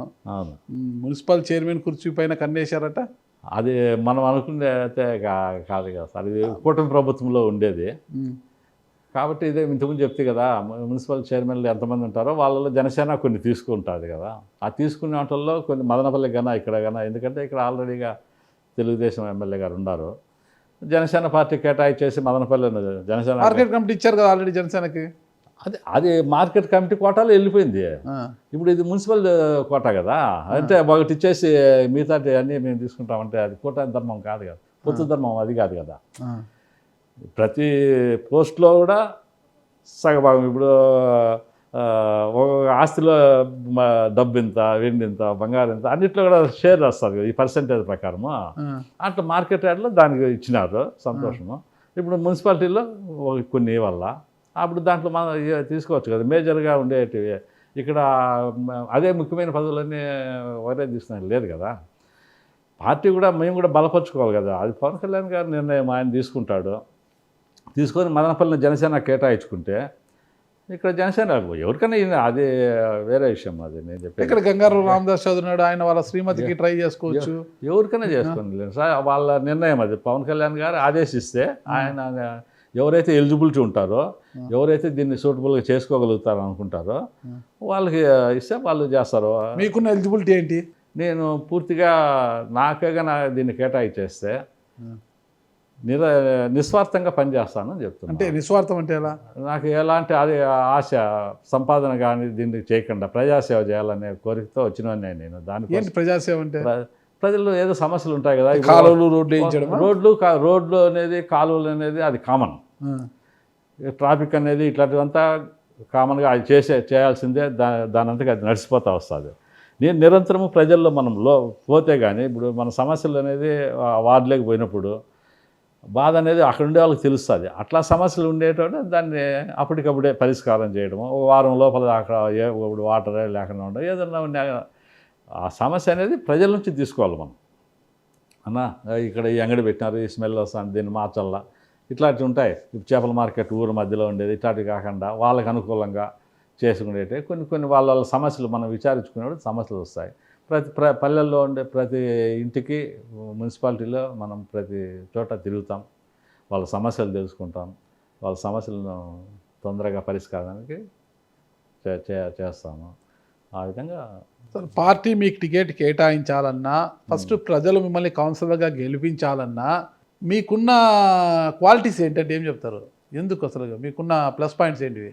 ప్రజలు దేన్ని కోరుకుంటారు మీరు చెప్పండి? ప్రజలు దేన్ని కోరుకుంటారు, ఎవరిని కోరుకుంటారు? ఇప్పుడు డబ్బును కోరుకుంటారు. అది కొంచెం అది ఈ నాయకుడు ఎంత ఇస్తాడు ఓటుకి, ఆ నాయకుడు ఎంత ఇస్తాడు అని అట్లా అనుకుంటే వాళ్ళకి వైసీపీ గెలిచిండల్లా మన దాంట్లో. అవునా? అంతే కదా. డబ్బుతో మేము ఓట్లు వేస్తామనుకుంటే దానికి మించిన పెద్ద ధనవంతమైన పార్టీ ఇంకోటి లేదు, వాళ్ళు గెలిచిండల్లా. కానీ అది కాదు. ఇంకా రౌడీ దాన్ని కూడా వీళ్ళు ప్రజలు గుర్తు పెట్టుకునే ఉంటారు. మదనపల్లి రౌడీలు ఉన్నారు, లేరే వైసీపీలో ఎవరున్నారు రౌడీలు? కాదని చెప్తే రౌడీజం ఏదైనా ఉంటే మదనపల్లి అని కాదు, అట్లా ఉన్నా కూడా ప్రజలు అయితే గుర్తుపెట్టుకుంటారు. ప్రజల అభిమానాన్ని ఎవరైతే సంపాదించుకుంటాడో వాడు నాయకుడు అవుతాడు, వాళ్ళు లీడర్ అవుతారు. అంతేగాని డబ్బుతోనో లేదా దౌర్జన్యం చేసో చేస్తే అది రాజ్యాంగానికి విరుద్ధంగా కూడా అవుతుంది. ప్రజలైతే వాళ్ళకుండే ఆయుధం, ఓటు హక్కు ఆయుధాన్ని అయితే వాడుకుంటారు బాగా. కాబట్టి ప్రజాదరణ మీకుందా? ప్రజాదరణతో ప్రజలే నిర్ణయించుకుంటారు సార్. ఇప్పుడు నాకు ఏది కావాలనేది ఎట్లా చెప్తారు మీరు? ఇప్పుడు మంచి టీచర్నే ఎన్నుకుందాం మనము. ఈయనైతే బాగా మంచి స్కూల్ టీచరు, మా పిల్లలు బాగా చదువు చెప్తాడు ఈయన అంటే మన బిడ్డలను కూడా మనం ఆడికి పంపిస్తాం. అది ఫీజు ఎక్కువ తక్కువ అనేది కదా చూడరు. మన పిల్లల్ని ఆడికి పంపిస్తాము, మంచి స్కూల్ దగ్గర చేర్పిస్తాం, బాగా చదువు చెప్తాడు అనేది. కాబట్టి వీళ్ళు విచారించుకుంటారు కదా, వాళ్ళకి తెలుస్తుంది కదా ఎవరు ఎట్లా ఏమి అనేది. అప్పుడు వాళ్ళకి ఎవరైతే సూటబుల్ పర్సన్ ఉంటారో వాళ్ళు ఎన్నుకుంటారు. ఎన్నుకోలేదు అది ప్రజల ఇష్టమే కదా, వాళ్ళ హృదయాల్లో మనం ఉండాలా. మనం ఈయన బాగా చేస్తాడనే నమ్మకాన్ని మనం కలిగించాలా. అంతేగాని డబ్బుతోనే చేస్తారంటే అది డబ్బుది ఇప్పుడు ఎవరు లెక్క చేయరు. ఇప్పుడు డబ్బు పనిచేసే అవసరం కూడా లేదు. అది ధర్మంగా అయితే పద్ధతి కూడా కాదు. దానికి జనసేన పార్టీ వ్యతిరేకం కూడా యాక్చువల్గా చెప్పాలంటే. ఓకే. అంతేగాని నువ్వు ఎంతసేపు నీ కష్టం డబ్బులు ఇవ్వకుండా ఏ నాయకుడు ఇప్పుడు రాజకీయం చేస్తున్నాడు అసలు? ఎమ్మెల్యే అంటే 50 నుంచి 100 కోట్లు. ఇప్పుడు మినిమం మున్సిపల్ కౌన్సిలర్ అన్నా కూడా 1 కోటి 2 కోట్లు ఖర్చు పెట్టాలి కదా వాటికి. పెడతారు, దానికేముంది, అవసరం వచ్చినప్పుడు పెట్టుకుంటారు. అది దాని ఎంత మటుకు అవసరమో అంతవరకు చూసుకుంటారు. మున్సిపల్ చైర్మన్ కావాలంటే మీకు మదనపల్లి 35 వార్డులు అనుకుంటా ఉండేది. 35 వార్డులు. 35 ఇంటూ 2 కోట్లు అన్నా 70 కోట్లు పెట్టాలి కదా. తగిలిచ్చేది వద్దులే కానీ వస్తాయి. అట్లా డబ్బుతో అనుకుంటే ఎక్కువ అవుతుంది. అట్లా డబ్బు రూపంలో కాదు. మనం ప్రజలకు చేస్తామా లేదా, సేవ చేస్తామా చేయదా. మదనపల్లెలో అట్లా అవకాశమే మాకు దొరికితే మదనపల్లిలో ఒక బ్రాండ్ లాగా ఇది ఒక మోడల్ మున్సిపాలిటీగా మేము తాగి ఇది రాను మళ్ళీ కార్పొరేషన్ అవుతుంది కదా సార్. అట్లా కావచ్చు. అప్పుడు నేను అనేది ఏముంది, ఎవరైనా కానీ అవుతారు, మేడగా ఉంటారు. ఇదైతే మదనపల్లి అయితే ఒక మోడల్గా తీర్చిదిద్దాలనుకుంటున్నాం. జనసేనకి ఇవ్వాల్సిందే అనేది కూడా మేము అడుగుతాం. ఎందుకంటే ఇక్కడ జనసేన బాగుంది. ఎవరికన్నా ఇవన్నీ అది కాదు. ధర్మబద్ధంగా కూటమిలో ధర్మంగా రావాలంటే జనసేనకు మదనపల్లి దాన్ని కేటాయించాలి. ఇన్ని పార్టీలు కూటమి అధికారంలో ఉంది. నీరుగొట్టపల్లిలో ఒక చిన్నారిని ఒక సైకో విధవ వాడు సూసైడ్ చేసుకున్నాడు అంటున్నారు. ఒక సైకో విధవ ఎలా చేశాడు చూశారు కదా. బలాత్కారం చేసి ఆ కూతుర్ని తొట్టిలే చంపేశాడు. దీనికంతా కొన్ని కారణాలు ఉంటాయి సార్. అన్ని వ్యవస్థ పైన మనం పెట్టలేము. దురదృష్టకరమైనటువంటి సంఘటన ఇట్లాంటివంతా మనసును కలిచేస్తాయి. తల్లిదండ్రికి కానీ ఆ చిన్న బిడ్డ పడిండే బాధ కానీ మనం ఊహించుకుంటే మనసులో అవి మనం ఏం చేస్తాం, చేయలేం. ఈ సినిమాలు కావచ్చు, సెల్ ఫోన్లలో వచ్చేది కావచ్చు, మాదక ద్రవ్యాల ప్రభావం కావచ్చు, గంజాయి ప్రభావాలు, ఇట్లా ఆటల్లో యువకులు అట్లా అయిపోతున్నారు. రెండో ఈ సెల్ ఫోన్లలో కూడా కొన్ని వాడు వ్యక్తిగతంగా మంచిగా కూడా ఉండొచ్చు. ఈ ఉత్ప్రేరకాలు అంటారు వీటిని. మందు తాగినా గంజా తాగినా అప్పుడు మనిషిని వాడి సహజ లక్షణం కోల్పోతాడు. అట్లాంటప్పుడు జరిగేటివి ఇవన్నీ. తల్లిదండ్రులు కూడా బిడ్డలను కనిపెట్టుకునే ఉండాలా. మనం ఎంతసేపు ఇప్పుడు నడిచే దారిలో పాములు ఉంటాయి, ముళ్ళు ఉంటాయి, రాళ్ళు ఉంటాయి, జాగ్రత్తగా పోవాలి. కానీ కొంచెం మనము కేర్ఫుల్గా ఉండాలి. ఇంకా అన్నీ దాటిపోయి జరిగింది అంటే ఇంకా అది ఏం చేయలేము. డ్రగ్స్ గురించి మీరు మాట్లాడారు కదా. నిన్నటి రోజు హైదరాబాద్ మొయినాబాద్లో ఒక మాజీ MLA pilot Rohith Reddy farm హౌస్లో మొయినాబాద్లో మీ కూటమి MP, Eluru MP Putta Mahesh Kumar Yadav drugs తిన్నట్టుగా పట్టుబడ్డాడు. నిన్న స్టేషన్ బెల్పై బయటకు వచ్చాడు. ఆయన యూరిన్ టెస్ట్లో కూడా పాజిటివ్ వచ్చిందంట. మీరేమో డ్రగ్స్ గురించి అంటున్నారు. మీ కూటమి ఎంపీ పుట్టా మహేష్ కుమార్ యాదవ్ హైదరాబాద్ మొయినాబాద్లో డ్రగ్స్ విషయంలో దొరికాడు. ఏమంటారు దానికి మీరు? ఉంటాయి సార్, కొన్ని రాజకీయ కోణాలు కూడా ఉండొచ్చు దాంట్లో, నిజాల్లో. కొంతమంది మీరు చెప్పారే ఇంతకుముందు డబ్బు కోసమే రాజకీయాలు చేసుకుంటారు, దానికోసమే వస్తారు అని చెప్పేసి ఆ లక్షణాలు ఉండేవాళ్ళు కూడా కొంతమంది ఉండొచ్చు. దాన్ని మనం ఎట్లా చేసానికైతే అదే వాళ్ళు డబ్బు సంపాదించడానికి మార్గాలు అధికారులుగా ఉండే వాళ్ళకే కదా ఎక్కువ దొరుకుతాయి. ఇప్పుడు బయట దేశాల నుంచి బంగారు స్మగ్లింగ్ ఇవన్నీ చేస్తుండేది ఎవరంటే ఎవరైతే అధికారంలో ఉంటారో వాళ్ళు అడ్డం పెట్టుకొని చేసుకునే వాళ్ళు కూడా కొంతమంది ఉంటారు. దీనికంతా సొసైటీని మార్చాలంటే కష్టమే. వాళ్ళంతా వాళ్ళు మారాల. మన అంతరాత్మక మన ఆన్సర్ చెప్పుకుంటూ రావాలి. ఏ పని చేసినా కూడా వాళ్ళు పెరిగిండే వాతావరణం కావచ్చు, వాళ్ళ ఇది ఉంటుంది. పవన్ కళ్యాణ్ గారు సీఎం కావాలని కాపు సామాజిక వర్గం కోరుకుంటుంది. అవును. కానీ పవన్ కళ్యాణ్ గారేమో లోకేష్ గారు, చంద్రబాబు గారు సీఎం కావాలని ఇంకా 15 ఏళ్ళు ఉండాలని ఆయన కోరుకుంటున్నాడు. ఇవన్నీ కాకుండా ఉగాది తర్వాత నారా లోకేష్ గారు సీఎం కాబోతున్నారు. ఇందుకు పవన్ కళ్యాణ్ గ్రీన్ సిగ్నల్ వచ్చింది, పవన్ కళ్యాణ్ కేంద్రానికి వెళ్ళబోతున్నాడు అంటున్నారు అనమాట. మరి మీరేమంటారు దీనికి?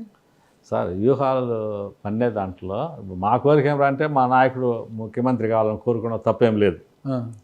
ఎవరైనా కానీ ఇప్పుడు నా కొడుకు ఇంజనీర్ కావాలి, నా కొడుకు పెద్ద స్టేజ్లో ఉండాలని ఎవరైనా కోరుకుంటారు. అట్లా మా నాయకుడు కూడా హై లెవెల్కి పోవాలా, ఆయన ఒక మంచి స్టేజ్లో మేము చూడాలా. రెండోది ఆ స్టేజ్లో ఆయన ఉంటే ప్రజలు కూడా బాగుపడతారు, రాష్ట్రం బాగుపడుతుంది, దేశం బాగుపడుతుంది అనేది దాంట్లో కోరుకుంటాం మేము. ఇవన్నీ ఊహాగానాలు వ్యూహాలు పన్నే దాంట్లో పవన్ కళ్యాణ్ గారు గొప్పగా ఆలోచన చేస్తారు.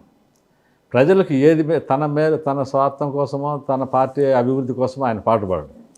ఎంతసేపు నేను ఇది చేస్తే ప్రజలకు ఉపయోగమా కాదా, ఇది చేసిన దానివల్ల ప్రజలందరూ ఆంధ్ర రాష్ట్రం బాగుపడుతుంది అనుకుంటే దానికైనా ఆయన ముందుకు పోతాడు.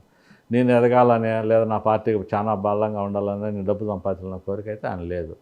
వ్యూహం పన్నే దాంట్లో కానీ ఆయన మనసులో ఉండే ఐడియాలు అవి మనం గెస్ట్ చేయలేం. మనం ఎంతసేపు చేయాల్సింది అంటే ఆయన పోయే దారిలో ఆయన వెనకబడి మనం నడచడమే మా ధ్యేయం. అంతేగాని ఆయన నిర్ణయాలను మనం తప్పుపట్టలేము. ఆయన ఊహకు ఆయన వ్యూహానికి మన మైండ్ సరిపోదనే నేను అనుకుంటా. రైట్ రామాంజలి గారు, ఓకే, జనసేన మీ పార్టీ ఇంతింత ఒట్టుడు ఎంత అన్నంతగా ఇప్పుడు ఎదిగి దాదాపు 13 సంవత్సరాల తర్వాత ఇప్పుడు అధికారంలో ఉన్నారు, మీరు కూటమిలో అధికారంలో ఉన్నారు, మీ నాయకుడు కూడా డిప్యూటీ సీఎం అయ్యారు, ఓకేనా? సరే, ఎన్నికలకు ముందు ఎన్నికల తర్వాత పవన్ కళ్యాణ్లో చాలా తేడా కనిపిస్తుంది అనమాట. ఈ తేడాను మనం గమనించోటు తీసుకుంటే వైఎస్ జగన్మోహన్ రెడ్డి గారు, పవన్ కళ్యాణ్ గారు, నారా లోకేష్ ఇద్దరు కూడా యువకులే అనమాట, యువకులే అనుకోవచ్చు. వయసు తేడా అటు ఇటు కొంత వయసు తేడా ఉంది వీరందరికీ కూడా. ఈ ముగ్గురులో తేడా గమనిస్తే మీరు ఎవరి గురించి ఏం చెప్తారు? అసలుకి జగన్ గారి గురించి ఏం చెప్తారు, పవన్ కళ్యాణ్ గారి గురించి, నారా లోకేష్ గారి గురించి ఏం చెప్తారు? జగన్ గారు అంటే వాళ్ళ రాజకీయ వారసత్వంగా వాళ్ళ నాన్న తర్వాత ఈయన రాజకీయాల్లోకి రావడం జరిగింది. కానీ సొంత పార్టీ పెట్టుకొని వచ్చాడు కదా. రాజకీయ వారసత్వం అంటే కాంగ్రెస్ పార్టీలోనే ఆయన సీఎం కాలేదు కదా, సొంత పార్టీ పెట్టుకొని కదా ఆయన గెలిచింది. అంటే మెటీరియల్ అంతా ఇక్కడ నుంచినే జరిగింది. కొత్త పార్టీ అయినా కూడా ఓకే, మెటీరియల్ అంతా కాంగ్రెస్ వాళ్ళే చేసుకోవడం జరిగింది. Okay okay.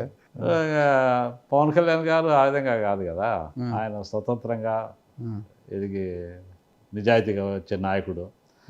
ఆయన ప్రజలకు ఏదో సేవ చేయాలనేటువంటి ఉద్దేశంతో వచ్చినటువంటి నాయకుడు.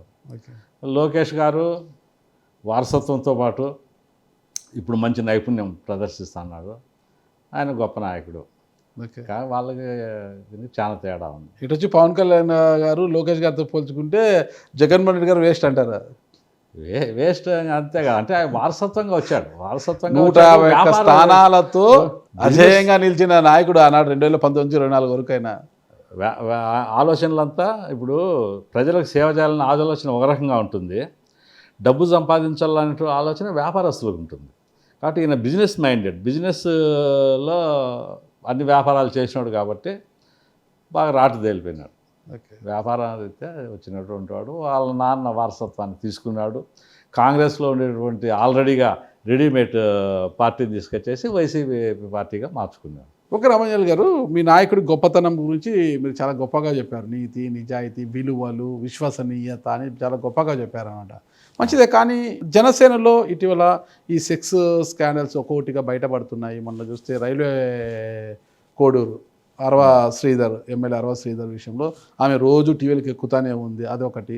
నిన్నటి రోజు చూస్తే పోలవరం ఎమ్మెల్యే చిరి బాలరాజు గారి ఇష్యూ కూడా నిన్న వెలుగు చూసింది. అంతా కూడా గందరగోళమైందనమాట. మరి ఇలాంటి పరిస్థితులు పార్టీకి మచ్చ కదా, ఇబ్బందులు రావంటారా? సార్, ఇది దీంట్లో కొన్ని రాజకీయ కోణాలు కూడా ఉండొచ్చు. అంటే జనసేన పార్టీ బాగా ఎదుగుతుంది కదా, దీన్ని ఎట్లా అయితే బురద జల్లాలనే కోణాలు కూడా ఉండొచ్చు. నిజంగా ఒక రకంగా చెప్పాలంటే వీళ్ళు కన్నా తప్పు చేసింటే పార్టీ ఉపేక్షించదు. మేము ఇప్పుడు ఎంక్వైరీకి అరవ శ్రీధర్ గారిని పార్టీ కార్యక్రమాలకు దూరంగానే ఉంచేసినారు. మళ్ళా ఆయన మీద ఒక ఎంక్వైరీ కూడా జరుగుతుంది. 3 సభ్య కమిటీ అని చెప్పేసి ఒక కమిటీని వేసినారు. ఆ కమిటీ నిజ నిర్ధారణలో జరిగితే మటుకు పవన్ కళ్యాణ్ గారు ఎటువంటి పరిస్థితుల్లో ఉపేక్షించరు. ఆయన దేనికి భయపడడు. ఎవరు వాళ్ళని తీసేస్తే ఏమో, వీళ్ళు పోతే ఏమో అనేటువంటి ఉద్దేశం కాదు ఆయన. ఎవరైనా వెళ్ళిపోయి తప్పు చేసినాడా తీసేయడమే. అంతేగాని ముందు వాళ్ళు చేసుకున్నారు కదా వీడియోలు, బూత్ వీడియోలు చూపించేసి అట్లా ఈ సుకన్య సుందర ఇట్లాంటివన్నీ ఏవి కూడా వాళ్ళ నాయకులు ఏమీ చేతులు కూడా పెట్టుకోలేరు. ఈయన అట్లా కాదు, వస్తానే ఇంకా కార్యక్రమానికి మీరంతా దూరంగా ఉండండి, విచారం జరిపిస్తాము, విచారం జరిపిన తర్వాత వాళ్ళు ఎట్లాటోళ్ళైనా కానీ పార్టీకి దూరం పెడతారు, సస్పెండ్ చేస్తారు. తప్పకుండా జరుగుతుంది. రాష్ట్రంలో కాపులంతా ఒక తాటిపై ఉన్నారా? తప్పకుండా. అంతలేదు మన 90% పైన కాపులు ఓట్లే పడినాయి. సరే, ఈసారి చీలక ఉంది. మొన్న అంబటి రాంబాబు గారి మీద ఇంటిపై జరిగే దాడితో కాపులంతా ఏకమైపోయారు అని అంబటి రాంబాబు గారు అంటున్నారు. అది లెక్కలే కూడా అనుకోరు ఎవరు, దాన్ని మనసులో కూడా పవన్ కళ్యాణ్ ముందర నిలబడవు ఇట్లాంటివి అంతా. కాపులంతా ఒకటిగానే ఉంటా అంటారు ఎప్పుడు కూడా. అంటే ఆ కాపులంతా support అంబటి చేస్తారు. రాంబాబు గారు అంటే ఉన్నారు ఇప్పుడు అంటున్నారు. లేదు, మీకేమన్నా తెలిసిన న్యూస్ అది, ఆ, అంత ఒట్టి మాట్లాది. ఎక్కడికి అంబటి రాంబాబు కుటుంబమే ఒకసారి రావచ్చు. ఇప్పుడు ముద్రగడ పద్మనాభ కూతురు వచ్చి చేరుకోలే అట్లా. అంబటి రాంబాబు గారు కూడా కాపు కదా, ఆ, ఆయనకు మద్దతు ఇవ్వరా మీరు? ఉంటుంది కొన్ని చెడుపులు అంటే మంచిది బట్టి కదా పోతుంది. ఎట్లా మద్దతు ఏముంటుంది ఆయనకు? ఏం కార్యక్రమాలు చేసినాడని చెప్పేసి మద్దతు ఇద్దాం? ఆయన ఇంటిపైన దాడి జరిగింది కదా, మీకేమి అయ్యో మా సామాజిక అంత వర్గం రాజకీయ కుట్ర సార్, అది అంత రాజకీయ కుట్రలు. అది వాళ్ళంతా వాళ్ళు చేసుకోండి ఎటువే, కానీ అంబటి రాంబాబు గారు అంబటి రాంబాబు గారు చేసుకున్నారా? రాజకీయ కుట్రలే. కొన్ని చాలా గొప్ప ఈ కల్తీ నెయ్యి ఇవన్నీ ఉన్నాయి కదా కొంచెము, అవి ఎక్కడ బయటకు వస్తాయో దాని మీద విచారం జరుగుతుందో, అరే దీన్ని రూపుమాపాలంటే ఇంకో దాన్ని ఏదో దాన్ని తీసుకొచ్చి సమస్యను తీసుకొచ్చి ముందర పెట్టాలా, అట్లా చేయాల్సిందే. కానీ ఒక సబ్జెక్టును దాచిపెట్టేసి ఇంకో దాన్ని తీసుకొచ్చేస్తారు వాడికి. ఒక మీ Discussion కాపు బిడ్డ పైన ప్రజల్లో. దాడి చేశారనే బాధ లేదా మీకు? వాళ్ళు సొంతంగా చేపించుకోండేటి కదా ఇవి. దాడి వేరే వాళ్ళు చేసింటే అదేమన్నా సానుభూతి ఉంటుంది, కానీ వాళ్ళంతా వాళ్ళు చేపించుకునే దానికి మనం కొట్టుకొని చేసుకునేటే, కానీ అది సానుభూతి చూపించాల్సినంత విషయం ఏం కాదు. ఆయన కాపు కులానికి చేసింది కూడా ఏమీ లేదని నేను అనుకుంటాను. ఓకే రామయ్య గారు, నాకు తెలిసి అన్నమయ్య జిల్లాలో మదనపల్లె నియోజకవర్గం పరిస్థితికి వస్తే ఇక్కడ మదనపల్లి నియోజకవర్గంలో ఎక్కువ టౌన్లో ముఖ్యంగా ముస్లిం సామాజిక వర్గానికి చెందిన ఓట్లు అధికంగా ఉన్నాయి. ఒక 1000-2000 ఓట్లు అటు ఇటుగా బలిజల ఓట్లు ఉన్నాయన్నమాట. అంటే ఒకవేళ మీకు రేపు పొద్దున మున్సిపల్ చైర్మన్ గానో లేకపోతే ఎమ్మెల్యే అవకాశం వచ్చింది అనుకోండి, ఈ బలిజలంతా మిమ్మల్ని అక్కుని చేర్చుకునే అవకాశం ఉందంటారా? తప్పకుండా సార్. వాళ్ళు నా కోసమని కాదు, ఒక పవన్ కళ్యాణ్ గారి పేరు చెప్తేనే ఒక జనసేన పార్టీ తరఫున ఆయన అభిమానులే నాకు సపోర్ట్ చేస్తారు. అంటే బలిజలే అని కాదు, ముస్లిమ్స్ కావచ్చు, వేరే కులాలు కావచ్చు, అన్ని కులాలలో కూడా పవన్ కళ్యాణ్ పేరు వాళ్ళ హృదయంలో ఉన్నాడు. ఆయన్ను చూసే అన్ని వర్గాల్లో ఉన్న యువకులందరూ కూడా నాకు సపోర్ట్ చేస్తున్నారు. యువత మీ వెనకాల ఉందా? యువత పూర్తిగా వాళ్ళే నాకు సపోర్ట్ చేసి వాళ్ళు నా వెనకాల నన్ను ముందుకు నడిపిస్తున్నారు. పవన్ కళ్యాణ్ వాళ్ళ ఊపు, వాళ్ళలో ఉండేటటువంటి శక్తి అంతా పవన్ కళ్యాణ్ గారే. ఆయన అన్ని వర్గాల ఉండేటువంటి యువకులందరినీ కూడా నన్ను వాళ్ళు నువ్వు ముందు పద, నీ వెనకాల మేము ఉంటాం, నీకు మేము సపోర్ట్ చేస్తాం, మనం ఇక్కడ జనసేనను గెలిపించుకోవాలా, మన పార్టీని బలం చేసుకోవాలా, యువకులంతా పూర్తిగా ఉంది సార్. యువకులు ఈరోజు మిమ్మల్ని వెనుకుండి ముందుకు నడుపుతున్నారు కదా. అవును. రేపొద్దున మీకు అవకాశం వచ్చి ఒక ప్రజాప్రతినిధి అయితే ఆ యువకులు అలాగే వెనకే ఉంచేస్తారా, ఇంకా ముందుకు తీసుకొస్తారా? మా ఉద్దేశం అదే కదా, యువకులను ముందుకు తీసుకొచ్చేస్తేనే కదా మేము వెనకాల ఉండి వాళ్ళని ముందు నడిపించుకుంటా పోవాల్సిందేమో. ఓకే, వాళ్ళను వాళ్ళ ఎదుగుదలకు వాళ్ళకుండే ఈ పురోభివృద్ధికి మనం పాటుపడతాం. ఓకే, కాబట్టి జనసేన పవన్ కళ్యాణ్ గారి గురించే ఏ వర్గమైనా కానీ, బలిజ సంఘం కావచ్చు, మైనార్టీలు కావచ్చు, వేరే ఇతరత్ర కులాలు కావచ్చు, అన్ని కులాలు కూడా ఆయన మీద ఉండే అభిమానంతో కావచ్చు, ఆ నిజాయితీతోనే ముందుకు పోతాను. మిగతా అంతలేంది ఎక్కడ నిలబడిన ప్రతి చోట కూడా గెలవగలిగినాం.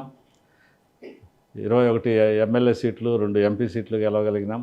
2019లో ఏమాత్రం వెనకబడి ఉండేటువంటి పార్టీ ఈరోజు ముందుకు వచ్చేసి పరిగెత్తాందంటే అది పవన్ కళ్యాణ్ గారి మీద ఉండేటువంటి నమ్మకమే. ఓకే, భవిష్యత్తులో ఇప్పుడు మీరైతే రాజకీయాలు ఉన్నారు, వ్యాపారాలు పెట్టి పూర్తిగా రాజకీయాల్లోకి వచ్చేసారు. మీ కుమారుడు వ్యాపారాలు చేసుకుంటున్నాడు.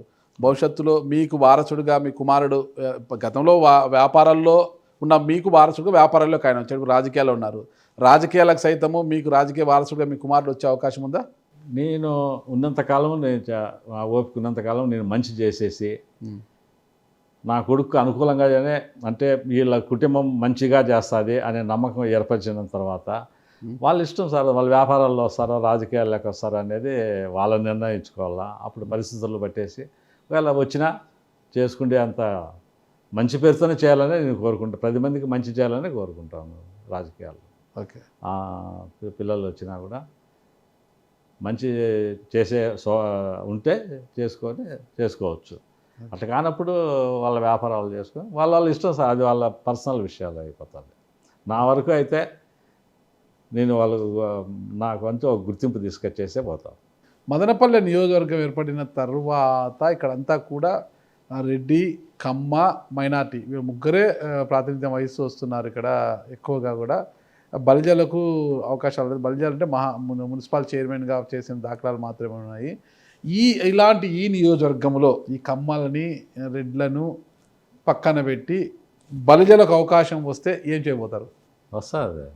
బలిజలకు అవకాశం రాకుండా ఎట్లా పోతుంది సార్? మీరు ఎల్లకాలం ఒకటే కాదు, వాళ్ళు కూడా కోఆపరేట్ చేస్తారు. ఇప్పుడు కొన్ని వర్గాలు చరిత్రలో ఈ క్యాస్ట్ నిలబడి అంటే ఎమ్మెల్యేలుగా పనిచేసే అత్యధిక కాలం వీళ్ళు కూడా పనిచేశారు, వీళ్ళ హయాంలో ఇవి జరిగాయని చరిత్ర చెప్పుకుంటే రీతిలో ఏమన్నా అవకాశం ఉందా? ఉంది, చేస్తాం. ఎందుకుండదు సార్? అత్యధిక బలవంతుల ఎక్కువ జనాభా కలిగినటువంటి కులమే ఇది. మేము చెప్పేది ఒక కాపు కులాన్ని గురించే కాదు, ఇక్కడ బలిజలు మంచి స్టేజ్లకి ఇంతవరకు ఎమ్మెల్యేగా కాలేదు, ఎవరు కూడా రాష్ట్ర ముఖ్యమంత్రి కూడా కాలేదు. జరగబోయే కాలంలో అయితే మీరు చూస్తారు కదా, ఇంకా జరగాలని చెప్పేసి కోరుకుంటున్నాం. జరుగుతుంది కూడా, తప్పకుండా జరుగుతుంది. అది జరగకుండా నిలబడేదానికి లేదు. బలిజల్లో మంచి ఐకమత్యం కాపుల్లో ఉంది, ఆ కోరిక కూడా అందరి హృదయాల్లో ఉంది. నాకు ఈ కులంలో పుట్టడానికి నేను గర్వపడతా ఉన్నాను అనే చెప్పుకునే స్థాయి ఉంది. ఇప్పుడు ముందు మీరు చెప్పినట్లేదో పల్లకీలు మోసినారు, అది చేసినారు అంటే అది వాళ్ళ అభిమానాన్ని చంపుకొని ఏడా చేయలే, విధి లేక చేసినొచ్చినేమో. కానీ బలిజల్లో మంచి పౌరుషం కూడా ఉంది సార్. అదే మీరేమి వాళ్ళని తక్కువగా అనుకోవాల్సిన పనిలే. అవకాశం వచ్చి దూసుకుపోతారు. గెలిపించుకునేదానికి మదనపల్లి నియోజకవర్గంలో ఇంకా రాబోయే కాలంలో ఇక్కడ కాపు కులస్తుడే ఎమ్మెల్యే అవుతారు. అంతేనా? కాపు కులస్తుడే ఎమ్మెల్యే తప్పకుండా అవుతారు. ఓకే, అది మీరు కూడా చూస్తారు కదా, ఇంకా రాను చూస్తాను, నేను కూడా చూస్తాను. ఇప్పుడు ఇన్ని రోజులు వాళ్ళని తక్కువ చేయడం లే, వాళ్ళు కూడా మంచి మంచి పరిపాలన చేసినారు. ఇప్పుడు నారాయణ రెడ్డి గారు కావచ్చు, ఇట్లా వాళ్ళంతా గొప్ప గొప్ప పరిపాలన చేసినారు. కానీ మాకు ఒక అవకాశం ఏంటి అని మేము అడుగుతున్నాం. ఖచ్చితంగా ఇవ్వండి, అది దాంట్లో తప్పు లేదు కదా. చూద్దాం, మేము ఇన్ని రోజులు చేసినాం. సాగర్ రెడ్డి గారు వీళ్ళంతా మంచి మంచి నాయకులు సార్. వాళ్ళని ఎవరిని మనం కించపరచడం లేదు. వాళ్ళు చేసినారే మాకే అట్లా అదేం కాదు. మాకు అవకాశం ఏంటి అని చూద్దాం. అవకాశం వస్తే ఏం చేస్తారు చూద్దాం. ఓకే రామాంజనేయులు గారు, అటు ఒక సాధారణ రైతు కుటుంబంలో పుట్టిన మీరు అంచెలంచెలుగా ఎదుగుతూ ఈరోజు ఒక వ్యాపారవేత్తగా, ఒక బంగారం వ్యాపారవేత్తగా స్థిరపడ్డారు. రకరకాల వ్యాపారాలు చేశారు, రాజకీయాలకు వచ్చారు. మంచి ఆలోచన, అవగాహన కూడా ఉంది. మరి జనసేనని ఎంచుకున్నందుకు బలమైన కారణాలు కూడా చెప్పారు. చూద్దాం జనసేన భవిష్యత్తులో మీకు ఎలాంటి అవకాశాలు ఇస్తుంది, జనసేన ద్వారా మీరు ఎంత ఎత్తుకు ఎదగబోతున్నారనేది కూడా మనకు భవిష్యత్తు నిర్ణయిస్తుంది. కొద్దిగా ఫైనల్గా చెప్పేదేమంటే మీ నాయకుడు పవర్ స్టార్ పవన్ కళ్యాణ్ గారి గురించి చెప్పాలంటే ఏం చెప్తారు? ఈయన ఉస్తాద్ భగత్ సింగ్, అంతేనా? క్వశ్చనే లేదు. పవన్ కళ్యాణ్ ఉస్తాద్ భగత్ సింగ్, వేరే క్వశ్చన్ లేదు. ఓకే, కాబోయే ఆంధ్రప్రదేశ్ దిక్సూచి. ఓకే, భారతదేశం మదనపల్లికి మీరా? అది ఆయన నిర్ణయం, భగవంతుని దయ, ప్రజల ఆశీర్వాదం. ఓకే, ప్రజలు ఉండాలా, మా నాయకుడు ఉండాలా. మదనపల్లె ప్రజలకు రామాంజనేయులు గారు ఎలాంటి సందేశం ఇవ్వబోతున్నారు? నేను మా ప్రజలకు చెప్పేది ఒకటే, మదనపల్లి ప్రజలకు, ఎవరైనా కానీ మీరు మంచి నాయకుడిని ఎన్నుకోండి. ముందుకు ఉండే మదనపల్లి ప్రశాంత ఆహ్లాదకరమైనటువంటి వాతావరణం కలిగినటువంటి మదనపల్లెను, అలాగే ప్రశాంతమైన మదనపల్లిగా మనం చూడాలనుకుంటే ఒక మంచి నాయకుడు, ఒక మంచి పరిపాలనా దర్శనం కలిగినటువంటి వాడు దీన్ని ఎన్నుకొని మంచి వ్యక్తిని ఎన్నుకోవాలని చెప్పేసి ప్రజలందరూ కోరుకుంటున్నాం. మీరు దేనికి ఆశపడకుండా మన చుట్టుపక్కల ఉండే చెడ్డను కానీ అన్నిటిని కూడా వదిలేసుకుంటూ ఒక మంచి మనస్సుతో ముందు మదనపల్లి చాలా బాగుంది సార్. ఇక్కడ బాహుదా నది ప్రవహిస్తా ఆ చలికాలంలో అదే అట్లా ఉండింది. అలాంటి వాతావరణం ఇప్పుడు మురికి నీళ్ళు పోతున్నాయి దాంట్లో అంతా. అట్లా కాకుండా ఒక మంచి వాతావరణం మదనపల్లి అంటే ఆహ్లాదకరమైనటువంటి సిటీగా ఉండాలని చెప్పేసి ప్రజలందరూ మంచి వ్యక్తులను ఎన్నుకొని మంచి పరిపాలన కోరుకోవాలని చెప్పేసి చెప్తున్నాను. చూద్దామండి, మీరు కోరినట్టుగా మీరు ఇచ్చిన సందేశం ప్రకారం ప్రజలు ఎలాంటిది కోరుకుంటారు, ఇచ్చే తాయిలాలకు ఆశ పడకుండా మంచి నాయకుడిని కోరుకుంటారా లేదా అని తెలియాలంటే ఫస్ట్ పార్టీలు మంచి నాయకుడిని బరిలోకి దింపాలి. పార్టీలు ఎలాంటి నాయకుడిని దింపుతాయో చూసి ఆ నాయకునికి ఏ పార్టీ ఏ నాయకుడిని బరిలోకి దింపుతుంది, ఆ నాయకుడిలో ఉన్న స్వచ్ఛత ఎంత, నిజాయితీ ఎంత, ఓకేనా? అంతే. ఆ నాయకుడు నిజంగా ప్రజల కోసం నిలబడతాడా లేదా అని చూసిన తర్వాత బేరీజ్ వేసుకొని ఆ ప్రజలే తీర్పు చెప్తారు. అంతే. అంతవరకు వేచి చూద్దాం రామాంజనేయులు గారు. Thank you. ఖచ్చితంగా ఈ రాబోయే స్థానిక సంస్థల ఎన్నికల్లో మదనపల్లె మున్సిపాలిటీ చైర్మన్ కుర్చీలో మీరు కూర్చోవాలని నేను కూడా మనస్ఫూర్తిగా కోరుకుంటున్నా. థ్యాంక్ యూ అండి. నమస్తే.